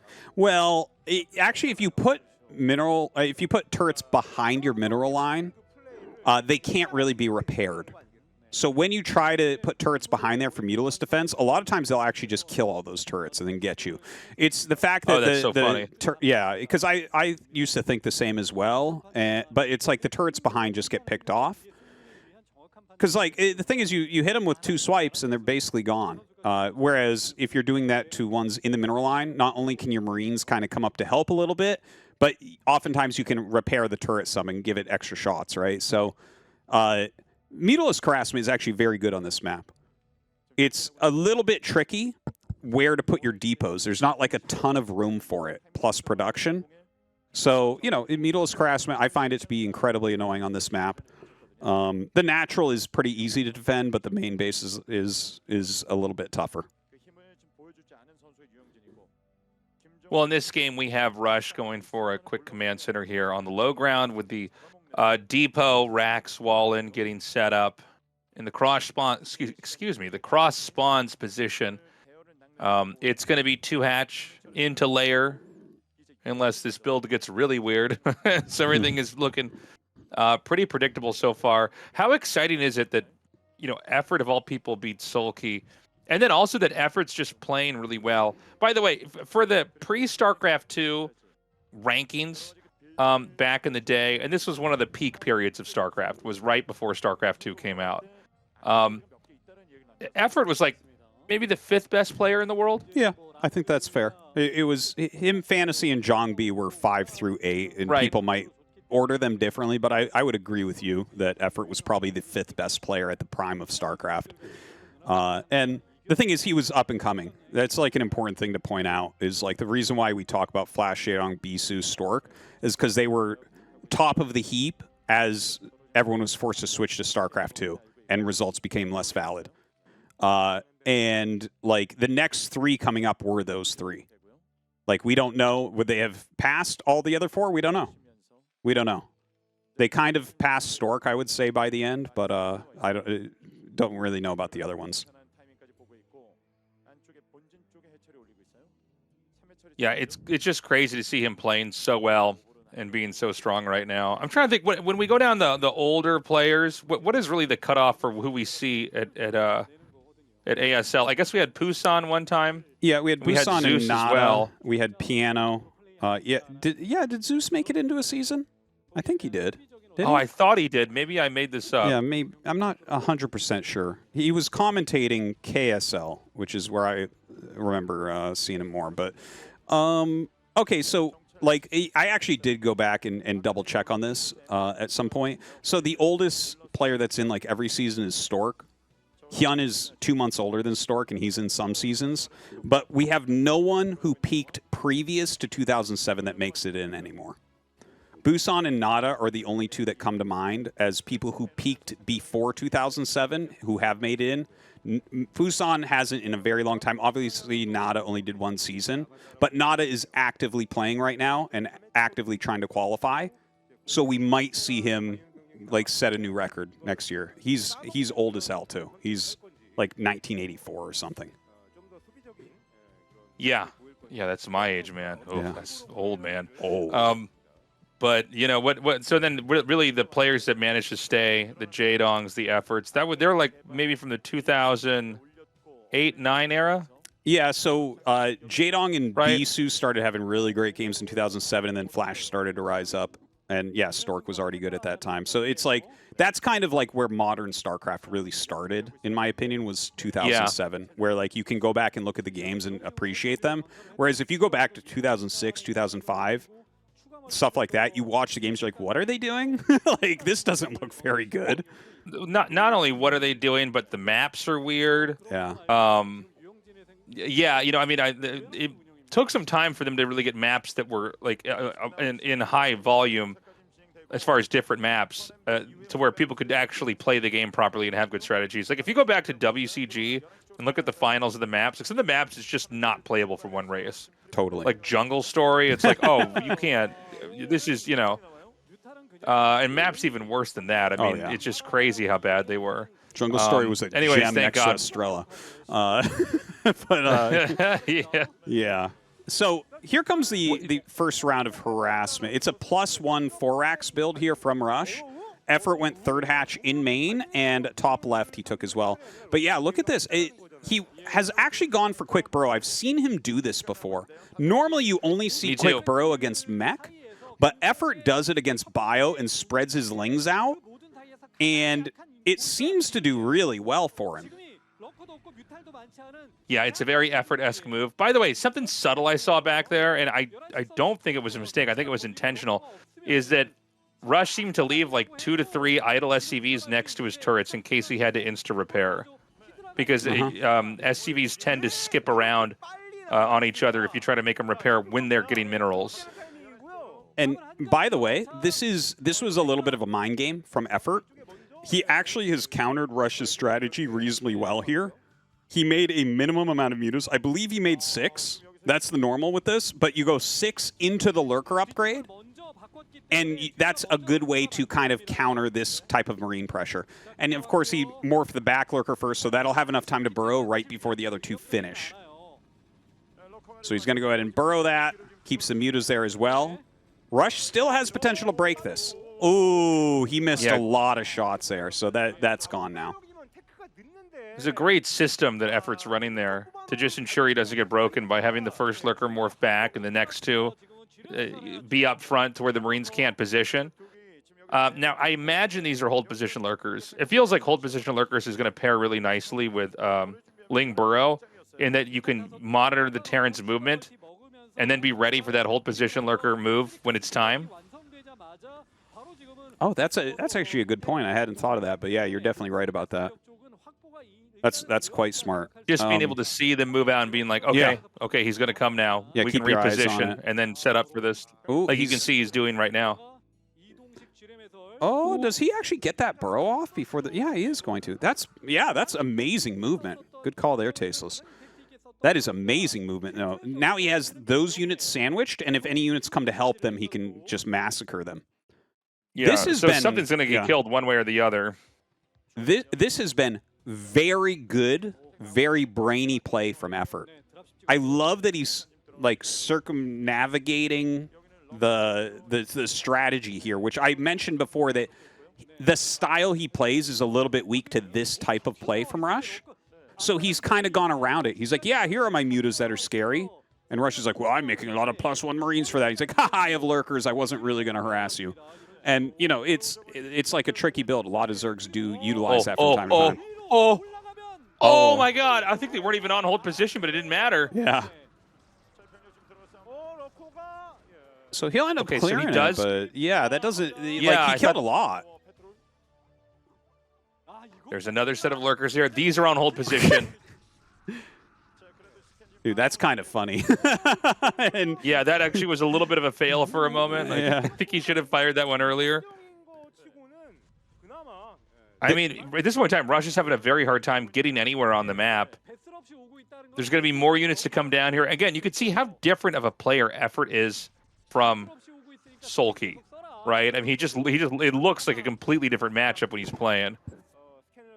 So he's got these links coming up here from behind. I love that he's set up, because the vessel is very late with the tank push. He's set up all these little traps. That's like the third set of lurkers he had. And he's gone into Guardian here, which is a great counter against tank pushes. You just don't have enough anti-air. He's buying time with those lurkers. The Guardians will finish, and Rush is going to have to pull back. I mean, he's not killed these lurkers. That's crazy. Those tank shots missing are so painful. They really are. And here's the thing, the Guardians can come down here.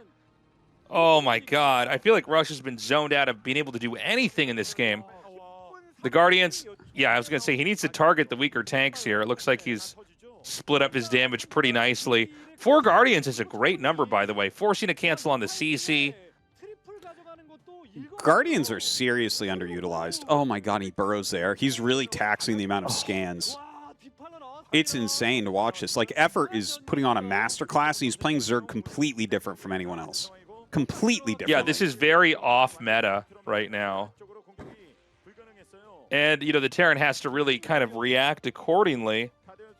You know, with the vessels out, the burrowed lings can be killed. I've always thought, I remember when I started playing the game and maybe getting, you know, sort of good, I remember thinking, man, it just does seem like Burrow's always worth it. You know? Burrow's a good upgrade. Like, it's just so nice. Yeah, I mean, like, just to be able to see stuff when it's moving around and they don't know that you know, that's just so strong. For sure. And I didn't even realize the Guardians could be positioned over here in this area where you can't really get Marines underneath. It's so We were talking about annoying. this map earlier. Some of these positions are very unbuildable. Now he's going to try to push in here. He wants to get one Dark Swarm Cloud over the natural. Oh, my God. Great Plague there. Wow. That was sick. I did not expect a Plague right now. That is a fast Plague. And he gets a Vessel there as well? Dude. Not only that, he got the Vessel. I didn't think he was going to go for it. There was like 2 he flew by that he could have had for free. He's like, I'm going to go for the hard one, and then got it. Had good energy. Yeah, great move. And now we have, like, Plague out. We have so many techs. Consume is done. Plague is done. He's got a greater Spire out there, which probably realistically won't be utilized again, but that was a great addition as well. He's taking his 4th base already. That's scary for Terran. Like, the 4th base, that 4th gas. That's where the game really becomes difficult for Terran. You get enough gas that you can really replace your Defiler Lurker forever.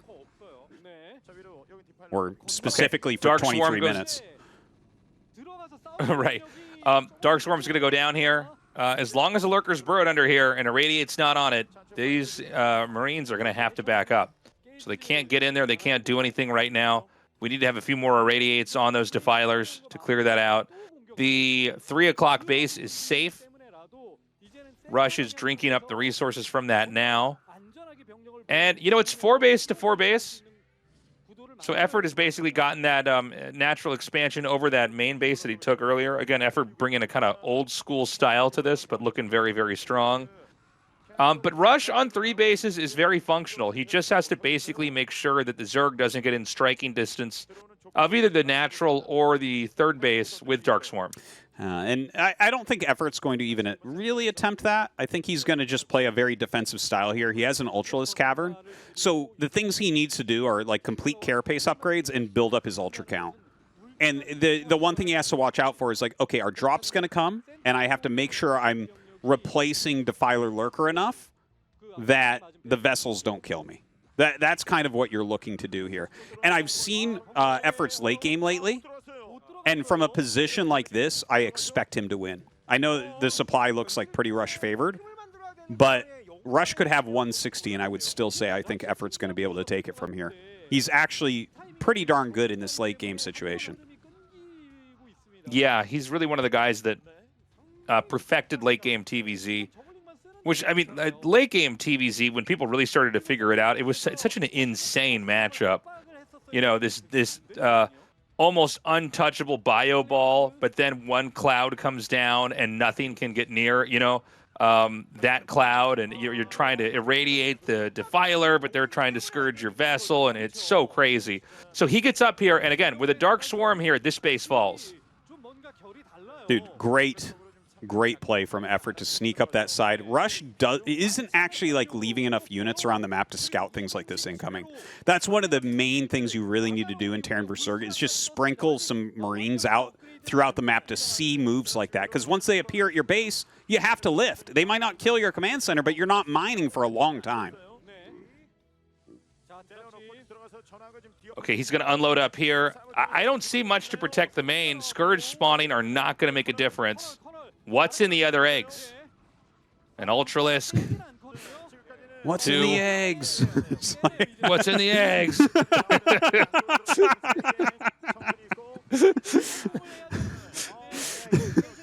Such a stupid I haven't seen 7 in a long time. A long time. I love the burrow underneath the command centers. I mean, it's just like, it's so hard to reclaim your base now. Now you have to have a scan or a vessel over there just to see the Lings burrowed underground. And look at this. That little Zergling Defiler hit squad going to go elsewhere. I don't know if he's looking for a Plague or he's looking for a Dark Swarm. Yeah, throws a Dark Swarm down here. You could just hold position. Oh my god, he had enough for Plague as well. Just kind of chilling there, man, and gaining value. Slowing down Rush. Rush is dead. He is dead. There is no coming back from here. You would put 10 flashes playing his position, and it's not going to make a difference. He's not going to break anything anymore. Effort's economy is really, really strong. He's got good upgrades. Yeah, this looks amazing for Effort. Yeah, I mean, the Ling counterattack here is massive. Maybe not that massive. I think some of it's just sitting outside the base, but you get what I'm saying. The Lings and the Ultras are going to come down here now, and I just don't think Rush has enough to make that much of a difference right now. Yeah, I mean, there's no extra base here. It always feels close, right, until the extra Lings hatch, and then they clean everything up. He's going to irradiate that Ultra. The main is almost mined out, so it was a natural. Oh, my God. That's the funny thing. You send a couple Marines down there, but Lings are so strong when you get the Adrenal upgrade, and they've got armor and attack. So, I mean, Rush has to either win the game here, which looks pretty impossible, or he needs to get a 3rd base up and keep it.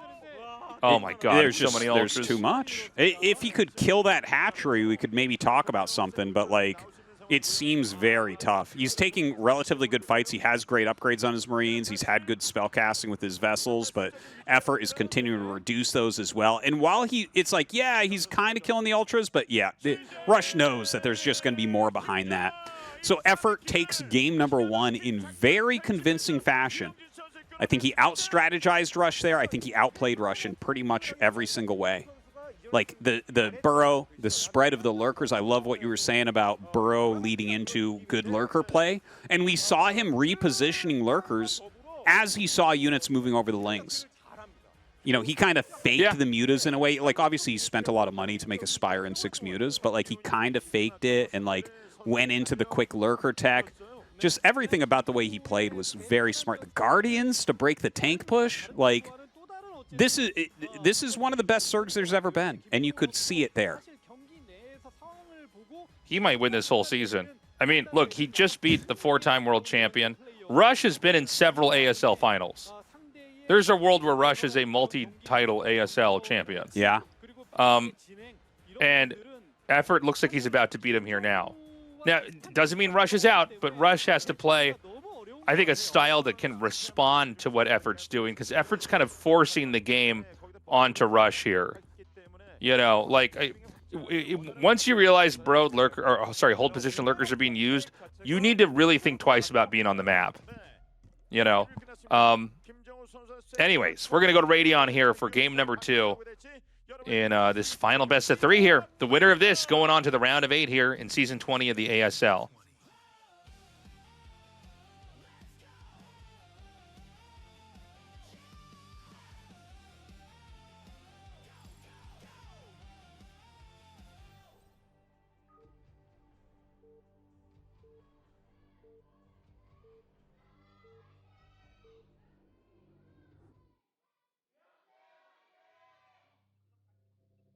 Okay, Effort in the top left, Rush in the bottom right. If I could have Rush change one thing here, I would say don't be using the +1 builds. I felt for a while like those were falling off a little bit. But they're still overall pros' favorite bio builds is opening with that +1 and trying to put pressure on the map with that. But I feel like everyone's playing around it really well. Whether you're SoulKey and you just know how to crush the army, or you're going to play like Effort, who is going to just rush lurker and like kind of fake it out. It's like I don't know that it's worth it. You know, the extra Marine medic, yeah, you do get to put that extra pressure on the map, and that type of build is going to win you, like, for instance, a lot of games on the ladder. But when you're playing at this level, it's very rare for a Zerg to lose their third base or to get sunken busted, right? So I feel like teching up to those vessels a little bit quicker with like a 2 racks Marine medic into 3 barracks type play is oftentimes going to be a better strategy at the higher levels right now. Whenever something gets too trendy and too popular, that's really where, yeah, all the ideas around that, you know, kind of responding to that or playing to avoid the strengths of that style of play get really good. And that's why we do have this whole thing called the meta, right? And it doesn't just exist in StarCraft, it exists in other games. Is like people are kind of approaching the game a certain way, and a lot of times someone has a breakout idea, like, wait a minute, I can just do this then. And that'll punish all these other things. And then that'll force everybody to change. And so it's one of the things that just keeps the game so fresh and so interesting. But I think you might be right, Tastosis. I think this may be too common, what Rush is doing. And, you know, Effort knows how to basically set up a mid-game that's a very, very punishing for Rush, who was trying to push. Well, we definitely saw that in the previous game. And, you know, I think for a lot of Zergs that has been the weakness for a while. So to fix that up and be able to get into these hive positions that are really hard to break, a lot of times it's just better to get that tech out, whether you're going to, you know, utilize vessels and try to start stacking irradiates early or get the dropships out a little bit earlier, that type of thing. So we'll see how he goes about it. Just doing like a light wall in here, you know, wants to make sure he doesn't need like a bunker or anything like that. So a good play from Rush in that regard. Looks like a very normal opener from Effort as well. Probably just 2 hatch Mutalisk quite quickly, and probably a standard game to open. We're in cross spawns again, which always creates a little bit of a mid-game burden on Terran because you don't know which side of the map the Zerg is going to expand on as the game goes on. You know, if you're both, let's say you're both at the bottom, well then, if the Zerg is on the left side, they're probably going to try to expand in the top on the left side, right? But yeah, and this also allows the Zerg to then have these opportunities to take unusual bases, like natural expansions. Or bases you're just less likely to be able to scan or look for, and that can keep the Terran guessing as well. I've found that actually the trickiest base someone can take in these positions is the third base as Zerg. It's just such a stupid location, like Terran never scouts Oh yeah, it. sure. Because it's like, well, why would you expand there? That doesn't build you into anything. It just doesn't seem like it makes sense. I don't know where Effort's going to choose to expand, though. Probably a corner is my guess. I don't think he's one of these guys that takes another natural that often. Now, it is a +1 rush once again here from Rush. So he's going to go up to 4 barracks. You know, he's going to be producing a lot of Marines and medics. And we'll see how that goes down for him again. You know, the one thing that I can say is cross-spawn +1 rushes are way better than Academy rushes. Because the Academy rush is too slow to get across the map before mutas. And the third base Zerg is taking is closer to you than their natural, which gives added power to the +1. Yeah. Well, these Lings are going to clean up this SCV. Can't last too much longer than that. So we've got the Academy, the eBay. You know, the powering is happening. Zerg on a third hatchery. Inside of the main means, you know, you're not really... There's nowhere to really attack for the Terran, right? I mean, you know, we've seen some games where Zergs take a crazy fast third base, but this is really like I'm going to build an army opening here. I'm going to look for some fights. And so we've got the 2 gases coming down. We have the Spire on the way here with Lings and Ling Speed here. And it looks like he might take your little stupid base, Tastosis. Yeah, I told the one you. that just doesn't make any sense. Doesn't make any sense. People might look at this and go, well, why is that stupid? How dare you say that about Effort? He's so smart. And it's like, no, he's smart, but this is because this is probably the last base you'll check for. Yes. This is not a ZVP where that base makes total sense. This is a location that is actually quite hard to defend and could be pushed. And we might actually see that. He might lose this game because this just gets found and pushed. But the problem is with Lings with speed outside of his base, he can't get out. The only tool he has to see and understand what's going on the map is scan. He's only got 2 scanners. 1 scan just went down. He had to confirm it's mutas. Now, look at the map from the top right corner to the bottom left. All the bases. Now, he scanned a second one. He saw the hatchery here. Now, a lot of times people make the third hatchery there because you can hide tech. It just kind of makes the Terran spend more scans. Right underneath this position is, in fact, where the Zerg is going to expo to. So there's a world where Terran is trying everything they can to send Marines out to try to scout, and they're bleeding stuff off all over the place, trying to defend. And, you know, you always want to attack a base that's closer to you as a Terran than you know, the one that's in cross spawns, right? That's just too long of a travel distance. So Terran may have no idea where to target, what to attack, what to hit for the time being, because Terran can't find a base to actually come in here and target. So we want to watch this third base really closely. Yeah, because if Terran sees it, that'll change everything. Go ahead, Artosis. Oh, Sorry. he just scanned it. Oh, that's crazy. Whoa. I don't know how he did that. That's an amazing scan right there. I can't believe he felt that one out. That's some real instinct, man. Yeah, that's real. So now he's going to go for it. Yeah, now normally we see the bottom left main or the top right main. So, good call there by Rush. Basically realizing if I scan this and find this in time and I take it out, I will, I could just win the game outright. This is really good pressure he's putting on. We're right on the brink of him being able to just bust it. It's like 7 mutas. Yeah. The Sunken's going to finish. There's a few Lings. There's more units rallying out. Rush is going to reinforce, which I think is probably correct here. He's still teching relatively quickly to his starports. He actually got a really well-timed factory. Considering it's a 4X play, he just stopped the Marine production for a moment to get that up. And this is where the +1 build actually starts to really pay off, is this pressure, where it's like, okay, Effort has to make a lot of units. And he might need to make a bunch of static D, too. Until he has lurkers out, like the Terran Bio Ball has good potential to kill your whole army. Mutas are going to try to come in here from the side. Rush is very good at keeping his army kind of in a ball. Never like a string, never a line, where there's going to be some weak point to try to hit and poke at. Immediately turns and hits those Mutas so hard with those Marines. But he's got to be careful. The further out he is on the map here, you know, the less, the farther away the reinforcements are. And there is a world where, you know, we see Effort take a play from the Sulki book and just surround this and gobble it up. So he's going to come down in here, hit this. Reinforcements are just behind this. Yeah, he's doing a kite slightly. He's doing okay here, really. He's got a lot of Mutas. The Mutas are being targeted down relatively well. +1 just finished at the end of this battle. But he's going to kill the entire army. Look at that supply differential now.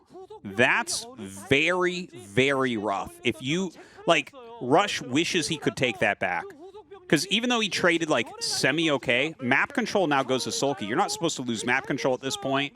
He doesn't have his vessels out yet. Like, for instance, if he had waited for his vessels... Oh, my God. There's no bunker. Oh, the bunker's empty. There's nothing.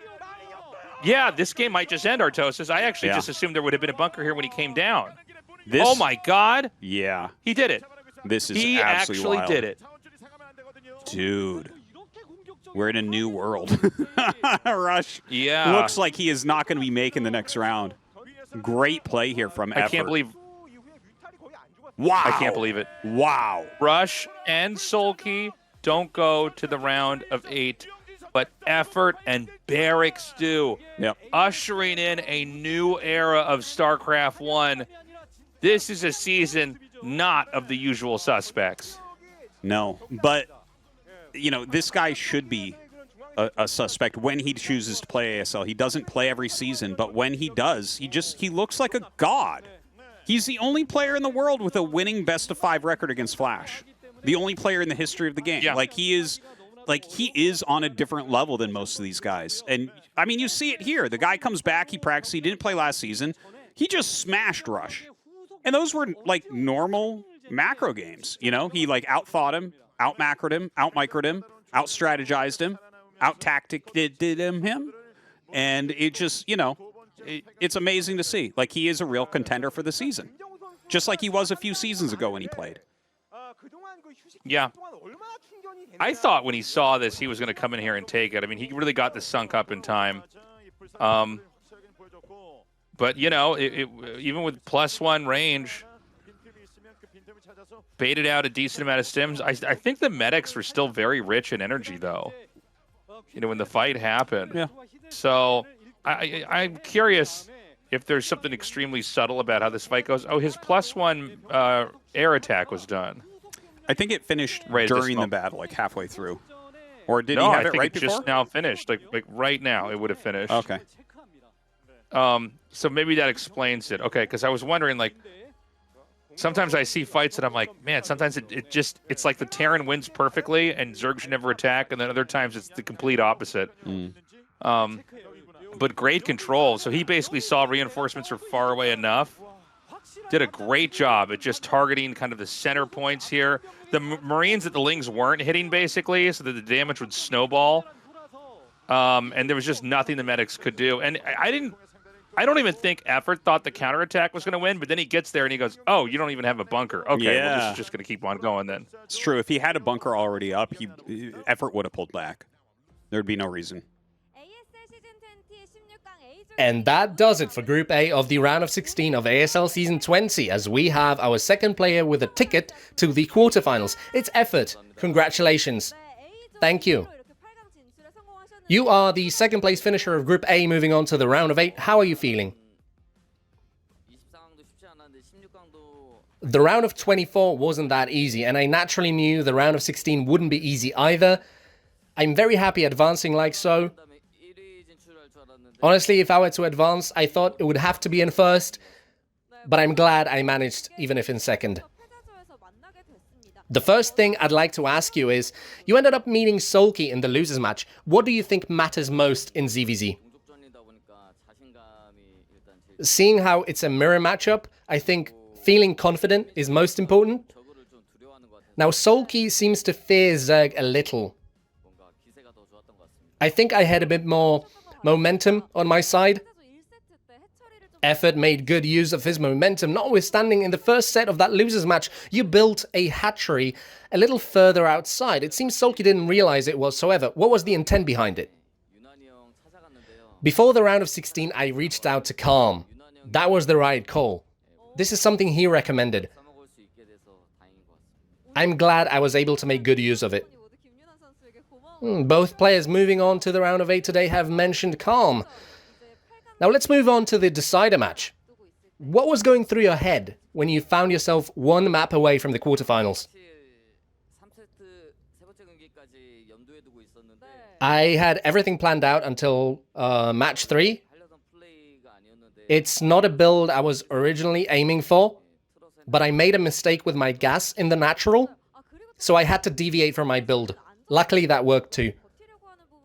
Right. Another thing I was curious about in regards to the first set, Zergs usually try to survive playing safe, but you played very aggressively. What did you aim for in game 1? Are you talking about the ZVT? Yes.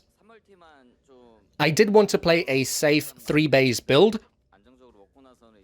Once I got everything secured, my defilers came out really quickly, and I got the initiative, so I opted for this aggressive playstyle that I like. And with this aggressive playstyle, you closed out the decider match with a 2-0 victory. You already gave Calm a shout-out, but I'm sure you had a lot of colleagues help you prepare. And there will be a lot of fans watching this. Please address them too. First of all, I am very thankful to my wife for helping me stay focused as I prepared, and for helping me practice. Calm, Hero, BTS, Light, Royal, and one more. Hyuk also helped me practice. Oh, as well as Mong. Thank you so much. And the Zerg class from our team, thank you for your support here. And above all, the management on our team, Newcastle, I'm always thankful.